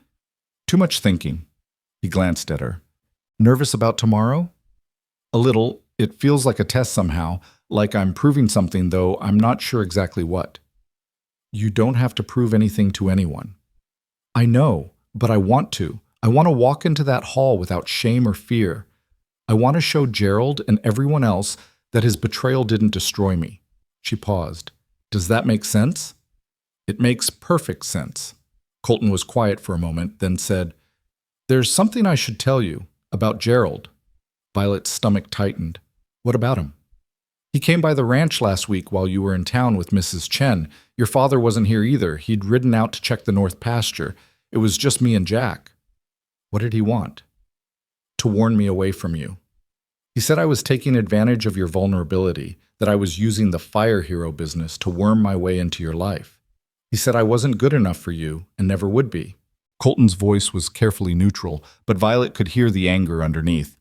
He said some other things too, about my past, about being a killer, about how no decent woman would want anything to do with me once she came to her senses. Rage flared hot in Violet's chest. That bastard! What did you say to him? I told him that what was between you and me was none of his business, that he'd lost any right to have opinions about your life when he chose someone else, and that if he came around again, I'd have your father throw him off the property. Colton looked at her directly. But Violet, you should know. He's planning to be at the social tomorrow, he and Penelope. They're still in town, apparently having trouble finding a suitable property for whatever banking venture Gerald's planning. Let them come, Violet said fiercely. Let them watch us together. Let Gerald see that I don't need him, that I've found someone infinitely better. I'm not better than him to make a point. I'm just different. You're better, Violet insisted. You're honest and brave and kind. You see me as a person, not a possession. You respect my choices even when they're hard. That makes you infinitely better than Gerald Whitman could ever be. Colton reached out and tucked a strand of hair behind her ear, his touch gentle despite the scars on his hands. Tomorrow night, when we walk into that hall, I want you to know something. I'm not doing this to make Gerald jealous or to prove anything to the town. I'm doing it because being with you, dancing with you, makes me happier than anything else I can imagine. Whatever happens, whatever people say, that's what matters to me." "To me too," Violet said softly.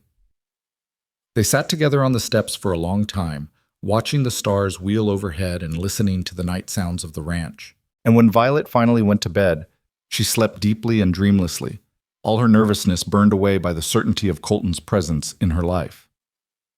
The day of the social dawned bright and clear. Violet spent the morning helping Mrs. Chen prepare dishes to bring, her mother's recipe for apple cake, fresh bread, preserves from their own fruit trees. She bathed carefully, washed and dried her hair until it shone, then dressed in her mother's blue dress with trembling fingers. When she came downstairs, her father was waiting in the parlor, dressed in his Sunday best. His eyes got suspiciously bright when he saw her. "You look just like your mother did the first time I took her to a dance," he said gruffly. "She'd be so proud of you, honey, of how strong you've become." "I don't feel strong, Papa. I feel terrified." Courage isn't the absence of fear. It's doing what needs to be done despite the fear. Charles pulled her into a hug. "You're going to walk in there with a good man on your arm, and you're going to show everyone that you're happy. That's all you need to do." Colton arrived at the house just before sunset, and Violet's breath caught when she saw him. He'd gotten a haircut in town, trimmed his beard, and wore clean-pressed clothes that, while simple, fit him well. But it was the look in his eyes when he saw her that made her heart race, a mixture of admiration and tenderness that told her more clearly than words that she was precious to him. "You look beautiful," he said simply. "So do you. Handsome, I mean." Violet felt herself blushing like a schoolgirl. They rode to town in the wagon, Charles and Mrs. Chen accompanying them.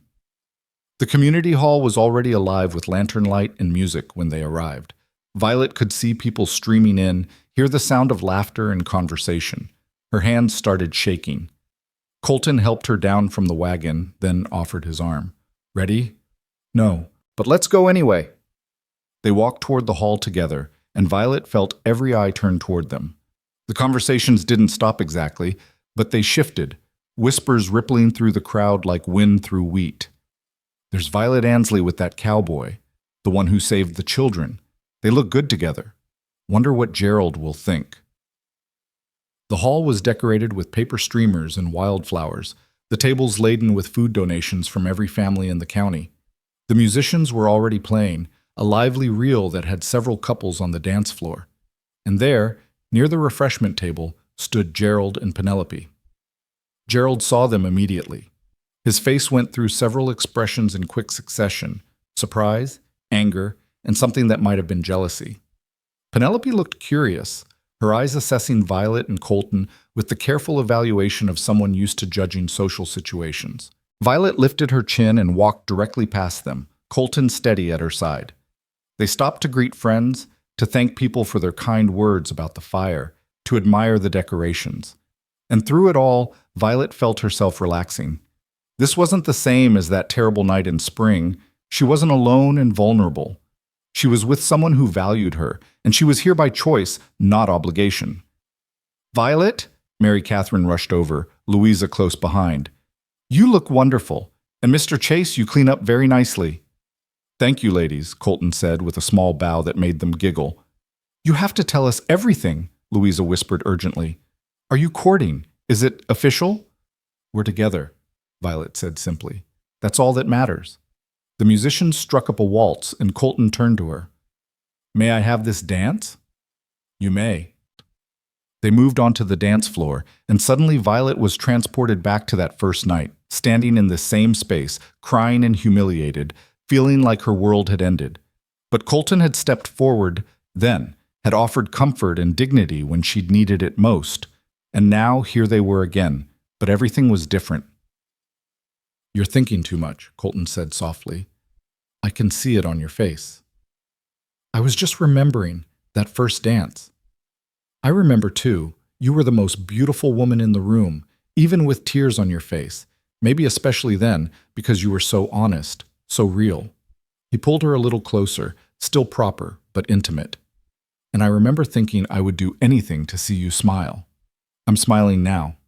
I noticed. It's my favorite sight in the world. They danced through the waltz and into the next song, a slower, more romantic melody. Around them, other couples swayed, but Violet was only aware of Colton, his steady presence, the warmth of his hand on her waist, the way he looked at her like she was the only person who mattered. When the song ended, they stepped outside for air. The night was cool and perfect, stars brilliant overhead. The sounds of the social continued inside, music, laughter, the hum of conversation. But out here, in the quiet darkness, it was just the two of them. "Thank you," Violet said, "for tonight, for being here with me." "Violet, there's nowhere else I'd rather be." Colton took her hands in his scarred fingers gentle against her skin. "I know we've been taking things slowly, letting you heal in your own time. And I'm still willing to wait as long as you need, but I need you to know something." "What?" "I love you." The words were quiet but firm, leaving no room for doubt.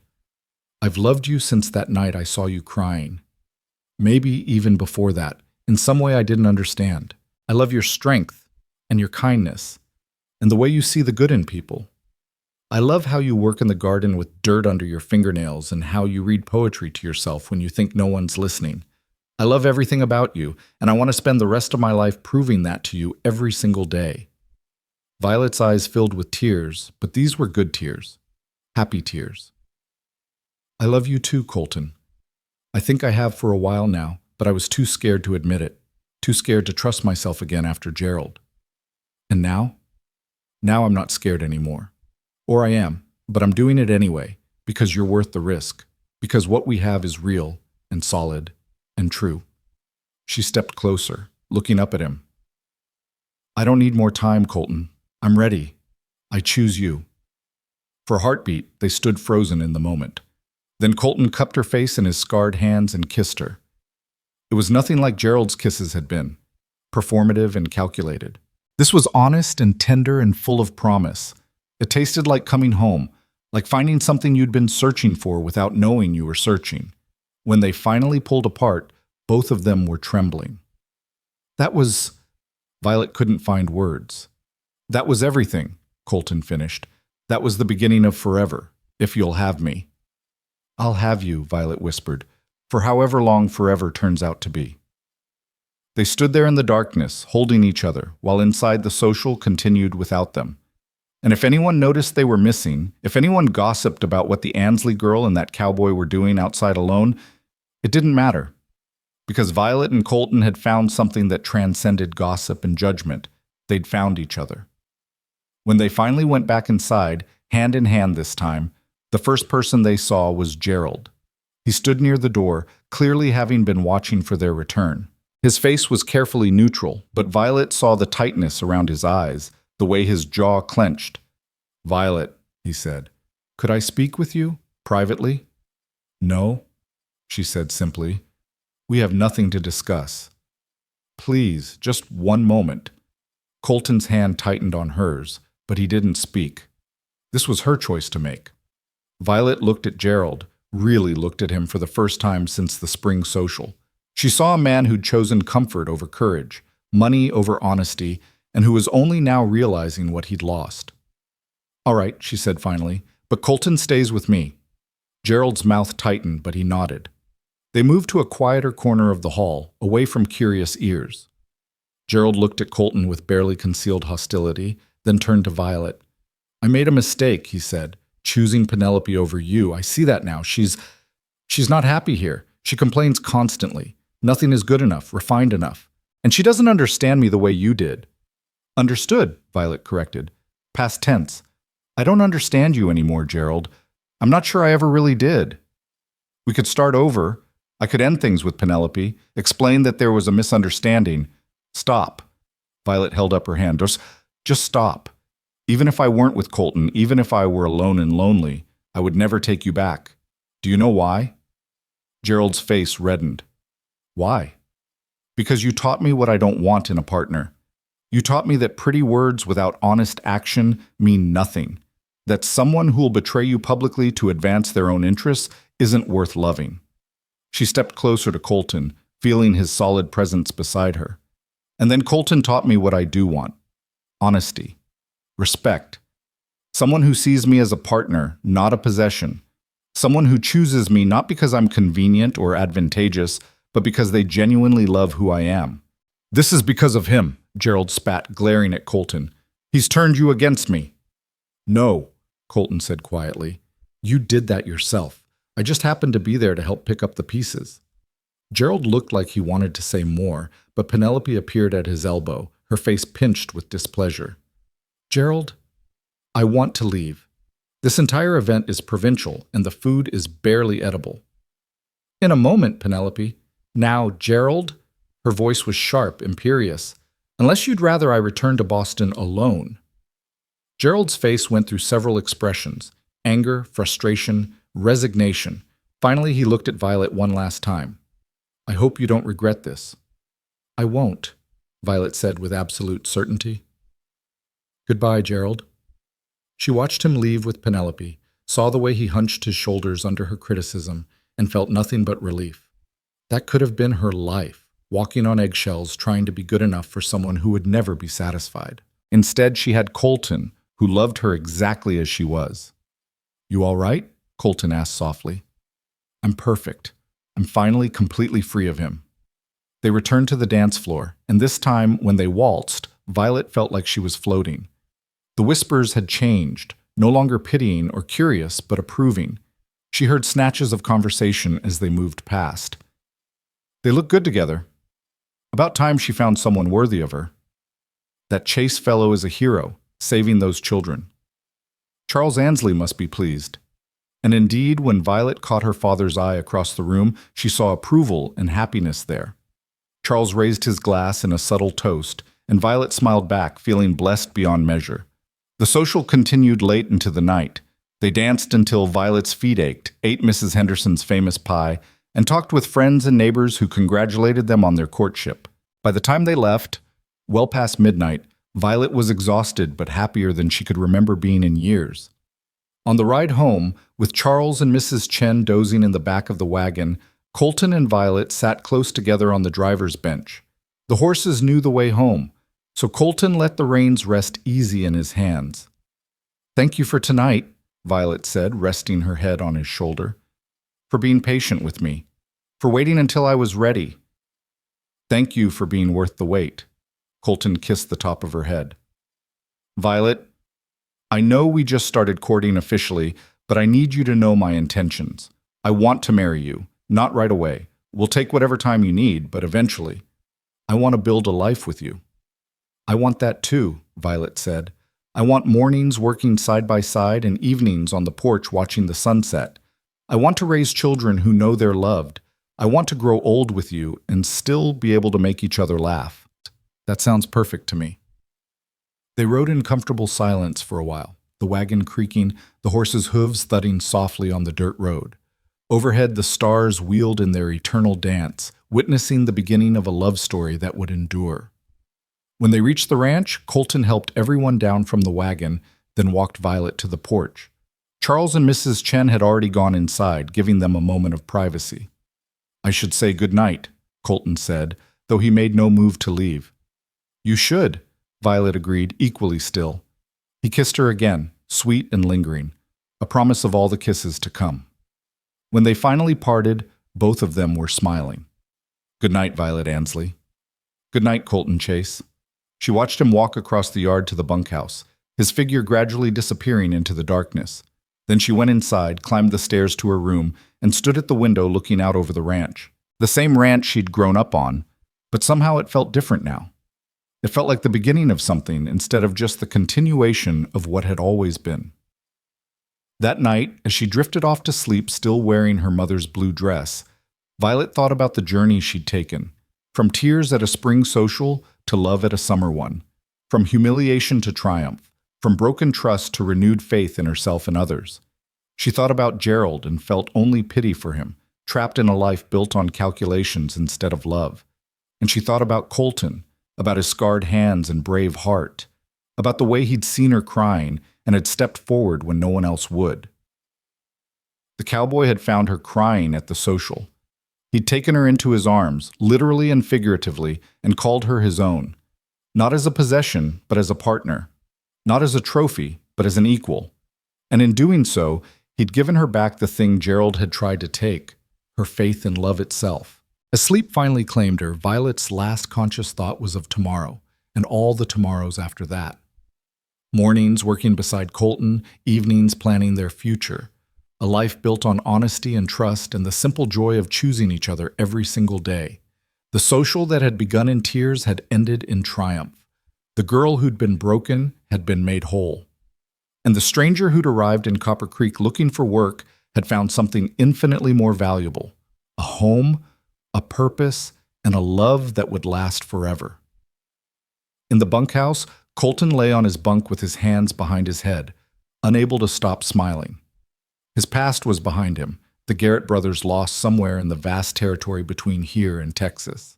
His present was good, meaningful work, a place he belonged, respect from the community. And his future stretched ahead bright with promise, centered on a woman with dark hair and a brave heart who'd chosen him despite everything. He thought about the moment he'd first seen her crying, about the impulse that had driven him to help a stranger. If he'd walked past, if he'd decided it wasn't his business, his life would be completely different now. He'd probably be drifting still, alone and rootless, running from shadows. Instead, he had Violet. He had the AA ranch. He had a life worth living and a future worth building. Outside, the Colorado night settled over the ranch like a benediction. The mountains stood eternal, the stars burned bright, and somewhere in the darkness, two hearts beat in quiet synchrony, knowing they had found in each other exactly what they'd been searching for all along. The dance of redemption was complete. The cowboy and the girl he'd found crying had written their own story, one that would be told in Copper Creek for generations to come. A tale of kindness rewarded, courage recognized, and love earned through patience and truth. And if anyone happened to pass the community hall that night, they might have seen through the windows one last couple dancing long after everyone else had gone home. Not really there, but present in memory, turning in eternal circles on a floor where tears had once fallen, and joy had finally, triumphantly, replaced them. The weeks following the charity social brought a subtle but profound shift to the rhythms of the AA ranch. Where once Colton and Violet had maintained careful boundaries, now they moved through their days with the easy intimacy of acknowledged courtship. They still worked side by side, that hadn't changed, but now Colton might rest his hand on the small of her back as they walked, or Violet might reach up to brush hay from his hair without thinking twice. The ranch hands grew accustomed to finding them together in the barn at sunset, talking quietly as the light faded, or sitting on the porch steps after supper sharing comfortable silence. Charles watched this development with satisfaction. One evening in early September, as he and Colton were mending tack in the barn, he brought up what had been on his mind for weeks. "I'm getting older," Charles said without preamble, "and this ranch is getting bigger. We've added 200 head since spring, and I'm looking at acquiring the Morrison property to the east, another 1,000 acres of good grazing land." Colton looked up from the bridle he was repairing. "That's ambitious, sir. The Morrison place borders the National Forest land, doesn't it?" "It does, which means access to high summer pasture and protection from development on one side." Charles set down his work and looked directly at Colton. But managing that kind of expansion takes more than one man. It takes partnership. It takes someone I can trust completely, who knows cattle and land and has the respect of the other hands. "I'm honored you think of me that way, sir. I'm not just thinking, I'm offering. I want you to become a partner in this ranch, Colton. Not just a foreman, a real partner with a stake in the business. 25% to start, with the understanding that when I'm gone, the ranch goes to Violet and whoever she chooses to marry." Charles paused meaningfully. "I'm assuming that's you." Colton's hand stilled on the leather. "Sir, I don't know what to say. Say yes or no, but think about it first." Charles leaned back against the workbench. "I need to know this ranch will be in good hands when I can't run it anymore. And more than that, I need to know Violet will have a partner who can shoulder the burden with her. She's strong and capable, but no one should carry this alone. I learned that after my wife died. Mr. Ansley, I care about Violet more than anything in this world. I want to marry her. I've told her as much, but I don't want you to think I'm after the ranch or that I'm using her to secure my future. If I thought that, we wouldn't be having this conversation. Charles's voice was firm. I've watched you for months now. I've seen how you work, how you treat people, how you love my daughter. You're not after security or wealth. You're after a life worth living. And that's exactly the kind of man I want for Violet and for this ranch. Then, yes, Colton said, his voice rough with emotion. Yes, sir, I accept. And I promise you I'll honor that trust every day of my life. They shook hands, and Charles pulled Colton into a brief, backslapping embrace. Welcome to the family, son. Now all you have to do is make it official with Violet. That night, Colton lay awake in the bunkhouse thinking about the future. He'd come to Copper Creek with nothing but the clothes on his back and a past that haunted him. Now he had a partnership in a thriving ranch, the respect of a community, and the love of a woman who saw him clearly and chose him anyway. It felt almost too good to be real, like a dream he might wake from at any moment. But it was real, and it was time to take the next step. The following Saturday, Colton rode into town with a specific purpose. He went to the bank, not Gerald's father's bank, but the smaller institution run by a man named Theodore Walsh, and withdrew most of his savings. Then he visited the jeweler, a German immigrant named Hans Beckmann, who was known for his fine craftsmanship. I need a ring, Colton said, an engagement ring, nothing fancy or elaborate, something simple and strong, something that will last. Hans studied him thoughtfully. You have someone in mind, or should I guess? Violet Ansley. Ah, Hans smiled. A good woman. Her mother used to come to my shop. I made her wedding ring, you know. Charles brought me the gold himself from a claim he'd worked before ranching. Said he wanted something that came from his own hands. Do you still have any of that gold? I do, actually. Enough for a simple band. Would you like me to use it as a connection to her mother? Colton felt his throat tighten. I think Violet would like that very much. They discussed designs, and Hans showed Colton his options. In the end, they settled on a delicate band with a small sapphire. Not a diamond, which felt too much like trying to compete with wealth, but a deep blue stone that reminded Colton of the Colorado sky at twilight. It will take me 2 weeks, Hans said. Maybe 3. I want to do this right. Take whatever time you need. I want it to be perfect. As Colton left the jewelry shop, he nearly collided with someone on the sidewalk. He looked up to find himself face to face with Gerald Whitman. They both froze. Gerald's eyes flicked to the jewelry shop behind Colton, and understanding dawned on his face. For a moment, something like pain crossed his expression. Then his usual mask of superiority slipped back into place. Buying jewelry? Gerald said. How domestic of you. Gerald, Colton kept his voice neutral. How's the banking business? Fine. Excellent, actually. We're close to finalizing a location for the new branch. Good. I'm happy for you. Gerald laughed bitterly. Are you? I doubt that. He glanced back toward the jewelry shop. You're going to propose to her. It wasn't a question, so Colton didn't answer. Gerald shook his head slowly. I suppose I should have seen this coming. The hero gets the girl. Isn't that how these stories go? His voice was sharp with self-loathing. I had everything, you know. Violet loved me. Her father approved of me. I could have had a good life here. But I wanted more. I wanted prestige and connections and the kind of wealth that comes from marrying well. And you got it, Colton said quietly. You got exactly what you chose. Did I?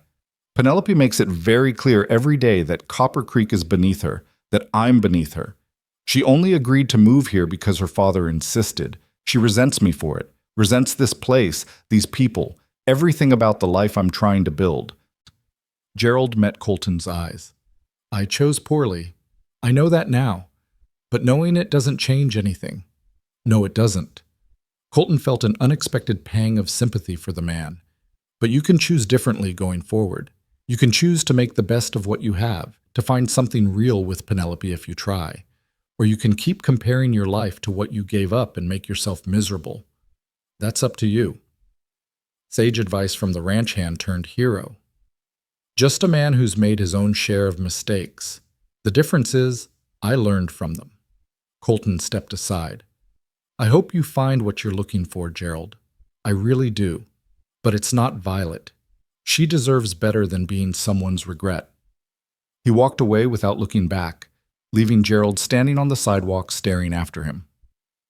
When Colton returned to the ranch that afternoon, he found Violet in the kitchen garden harvesting the last of the summer vegetables. She looked up at his approach, her face breaking into a smile that made his heart skip. "How was town?" "Productive." He helped her gather the tomatoes into her basket. "I ran into Gerald." Violet's smile faded slightly. "How was that?" "Sad, mostly. He's not happy, Violet. His marriage is already strained, and I think he's realizing what he gave up." "I don't feel sorry for him," Violet said firmly. "He made his choice. We all have to live with our choices." "True enough." Colton took the full basket from her and set it aside, then caught her hands in his. "Speaking of choices, there's something I want to talk to you about. Your father made me an offer." He explained about the partnership, watching Violet's face as he spoke. She listened intently, her expression shifting from surprise to understanding to something that looked like pride. "Papa's been talking about taking on a partner for over a year," she said when he finished. "But he never found anyone he trusted enough. The fact that he's offering it to you means he sees you as family already." That's what he said. He also said that when he's gone, the ranch would go to you and whoever you choose to marry. And he's assuming that's you. "Is it?" Colton asked, his heart pounding. "I know we've only been courting officially for a few weeks, but Violet, I've known since that first night at the social. You're the one I want to build a life with. The question is, am I the one you want?" Violet stepped closer, her hands still clasped in his. "Colton Chase, I have never been more certain of anything in my life. You're exactly who I want, today, tomorrow, and every day after that." "Then marry me." The words came out more urgently than he'd planned. "I know it's sudden, and I don't even have the ring yet. I ordered it today. It won't be ready for a few weeks, but I need you to know. I want to spend the rest of my life with you. I want to build this ranch together, raise a family here, grow old watching sunsets from that porch. Will you marry me, Violet Ansley?" Tears spilled down Violet's cheeks, but she was smiling, radiant with joy. "Yes, yes, of course, yes. I don't need a ring to know this is right. I've known for months." Colton pulled her into his arms and kissed her, pouring everything he felt into that kiss, love and gratitude and wonder that this remarkable woman had chosen him. When they finally broke apart, both of them were laughing and crying at the same time. "We should tell your father," Colton said. "He already knows. Why do you think he offered you the partnership?" Violet wiped her eyes, still grinning. "Papa's about as subtle as a thunderstorm. He was giving us his blessing." They found Charles in the barn, and when they told him the news, he pretended to be surprised for exactly 3 seconds before breaking into a huge smile. "About damn time. When's the wedding?" "We haven't discussed that yet," Violet said, laughing. "We got engaged about 5 minutes ago." "Well, discuss it and let me know. I'll need to order a new suit." Charles pulled them both into a hug. "I'm happy for you both. Your mother would have loved him, honey. He's exactly the kind of man she always said you deserved." The news spread through Copper Creek with the speed of wildfire. By Sunday service, everyone knew that Violet Ansley and Colton Chase were engaged. The congregation congratulated them warmly, with even stern Mrs. Pritchard admitting that they made a handsome couple. Mary Catherine and Louisa were beside themselves with excitement, immediately volunteering to help with wedding preparations. Gerald and Penelope were noticeably absent from church that Sunday, and rumor had it they'd left town for Denver. Whether they'd return was anyone's guess. In the weeks that followed, Violet and Colton fell into the easy partnership that would define their marriage. They worked together to plan not just the wedding, but their future, where they would live, how they would manage the ranch, what they hoped to build together. Colton officially accepted Charles's partnership offer, and they drew up papers making it legal. The ranch became the AA Chase Ranch, a name that would be known throughout Colorado Territory for generations to come.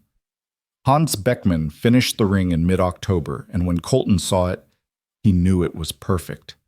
The band was simple gold, the same gold Charles had mined for his wife's ring, and the small sapphire caught the light like captured sky. That evening, he presented it to Violet formally, kneeling on the porch where they'd shared so many conversations. "This is your mother's gold," he told her as he slipped the ring onto her finger. "Hans said your father mined it himself before they married. I wanted you to carry that connection with you, to know that the love your parents shared lives on in what we're building." Violet looked at the ring through tears, then at Colton. "It's perfect. You're perfect. How did I get so lucky? I'm the lucky one. You could have chosen safety, comfort, someone without scars and a dark past. But you chose honesty and partnership in me. That's a gift I'll spend the rest of my life honoring." They set the wedding date for early November, after the fall cattle drive, but before the winter snows made travel difficult. Violet wanted something simple and meaningful. A ceremony under the aspen trees near the creek, with family and close friends. No elaborate dress or fancy decorations, just the people they loved and the land they'd build their life on. The day before the wedding, Colton rode out alone to the high pasture, needing a moment to process everything that was about to happen.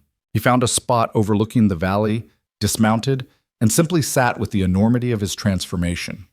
A year ago, he'd been running from his past, drifting from town to town with no real purpose beyond survival.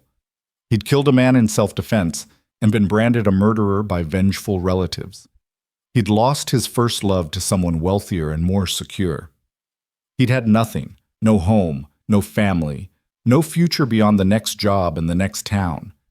Now he sat on land he partially owned, preparing to marry a woman he loved more than life itself, surrounded by a community that respected him and a family that had claimed him as their own.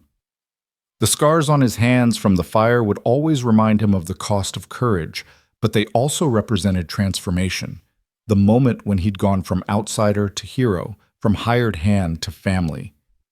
"Thank you," he said quietly to the universe, to God, to whatever force had led him to Copper Creek on that April evening. "Thank you for the second chance. I promise I'll make the most of it." The wedding day dawned clear and perfect, one of those crisp November mornings when the air is sharp with the promise of winter, but the sun still holds warmth.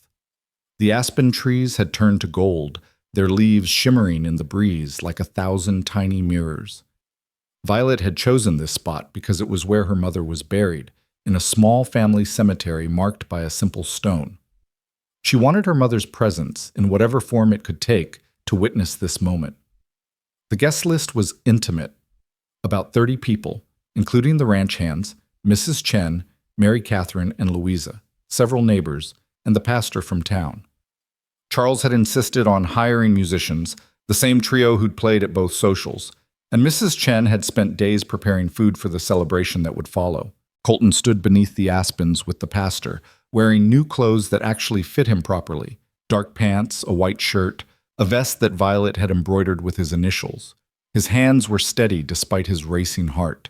Jack and Tom stood beside him as witnesses, both of them grinning like fools.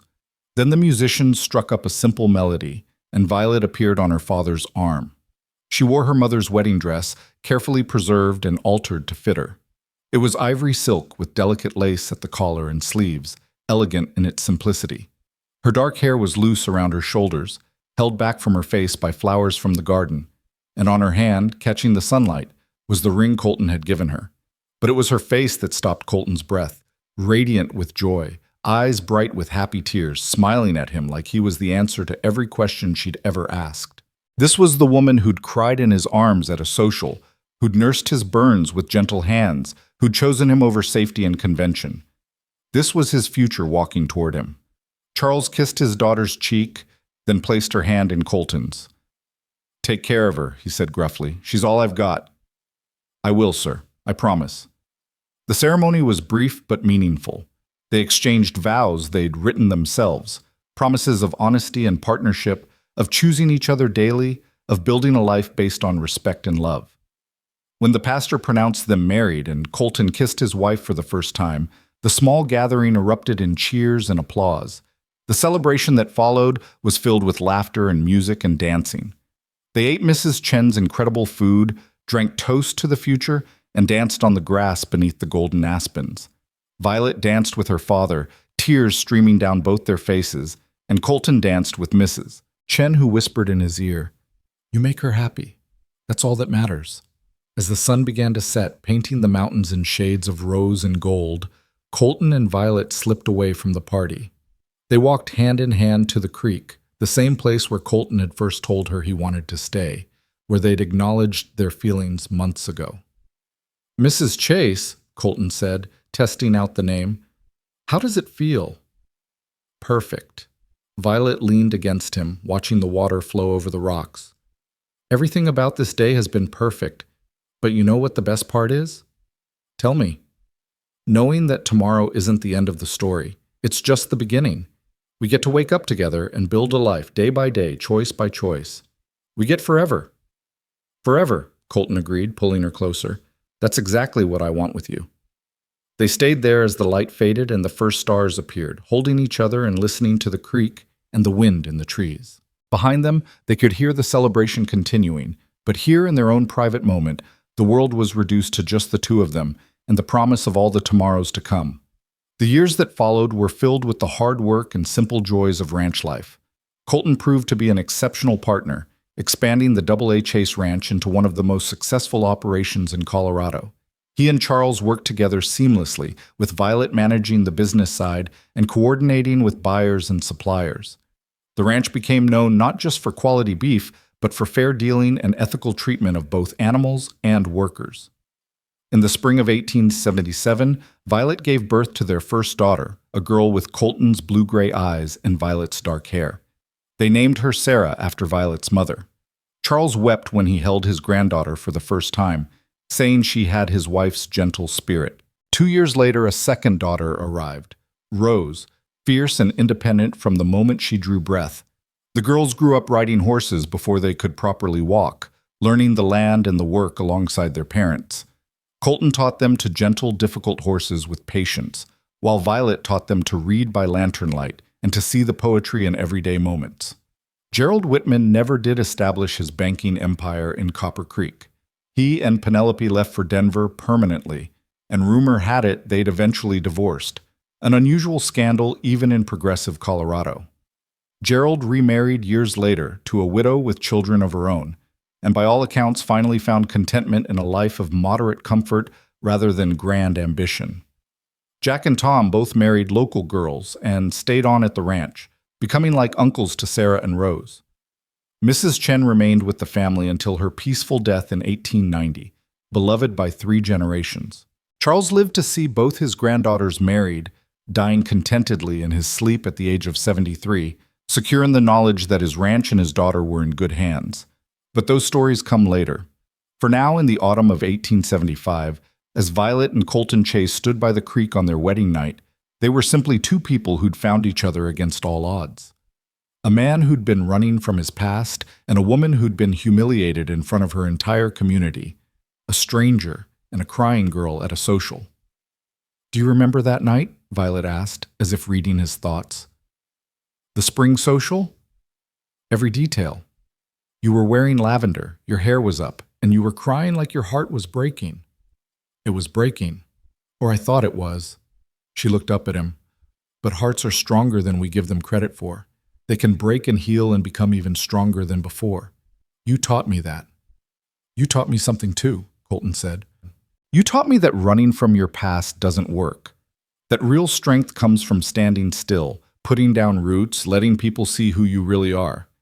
You taught me that being vulnerable isn't weakness, it's courage." "We taught each other," Violet corrected. "That's what partnership means." Years later, when Sarah and Rose were teenagers riding their ponies across the ranch land, they would ask their mother to tell the story of how she and their father met. Violet would smile and begin the tale. About a social in the spring, about a man who saw her crying and stepped forward when no one else would, about a dance that changed 2 lives forever. "Your father saved me that night," she would always say. "Not by dancing with me or walking me home, though those things mattered. He saved me by seeing me, really seeing me, and believing I was worth the effort of getting to know. And in return, I'd like to think I saved him too. From running, from loneliness, from the belief that his past defined his future." The story of the cowboy who found the girl crying at the social became legend in Copper Creek.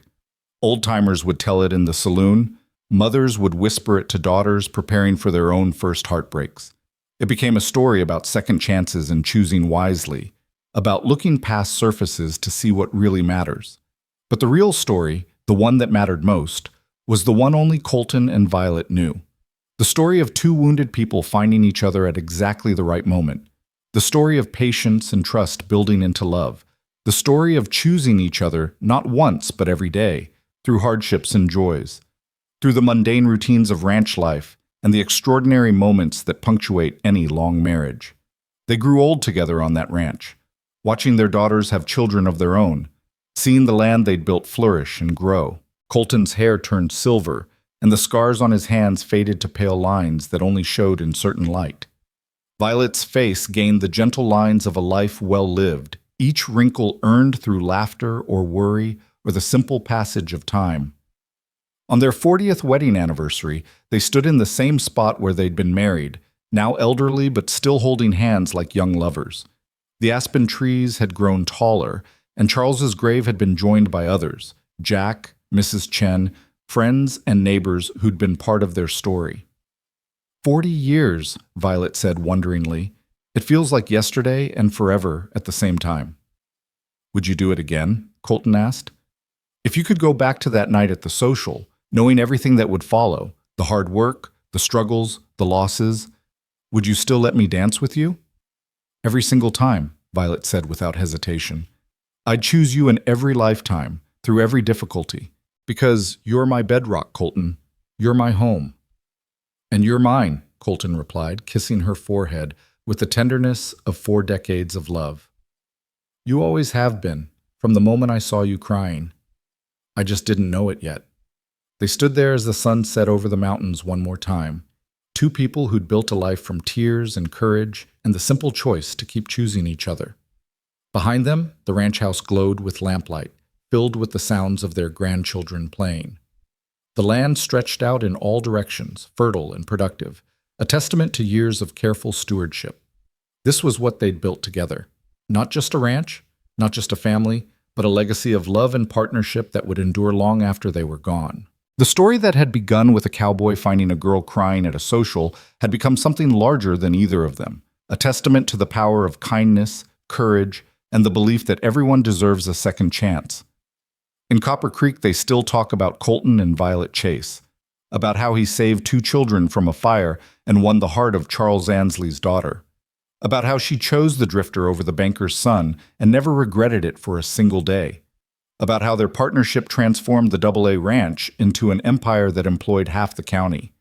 But the story the old-timers love best is the simplest one, the story of a man who saw a woman crying and couldn't walk away, who offered comfort when she needed it most and then waited patiently until she was ready to trust again, who proved through actions rather than words that he was worthy of her love, and the story of a woman who had the courage to risk her heart again after it had been broken, who looked past scars and rumors to see the man beneath, who chose honesty over security and partnership over romance, and in doing so found something more valuable than either, a love that lasted.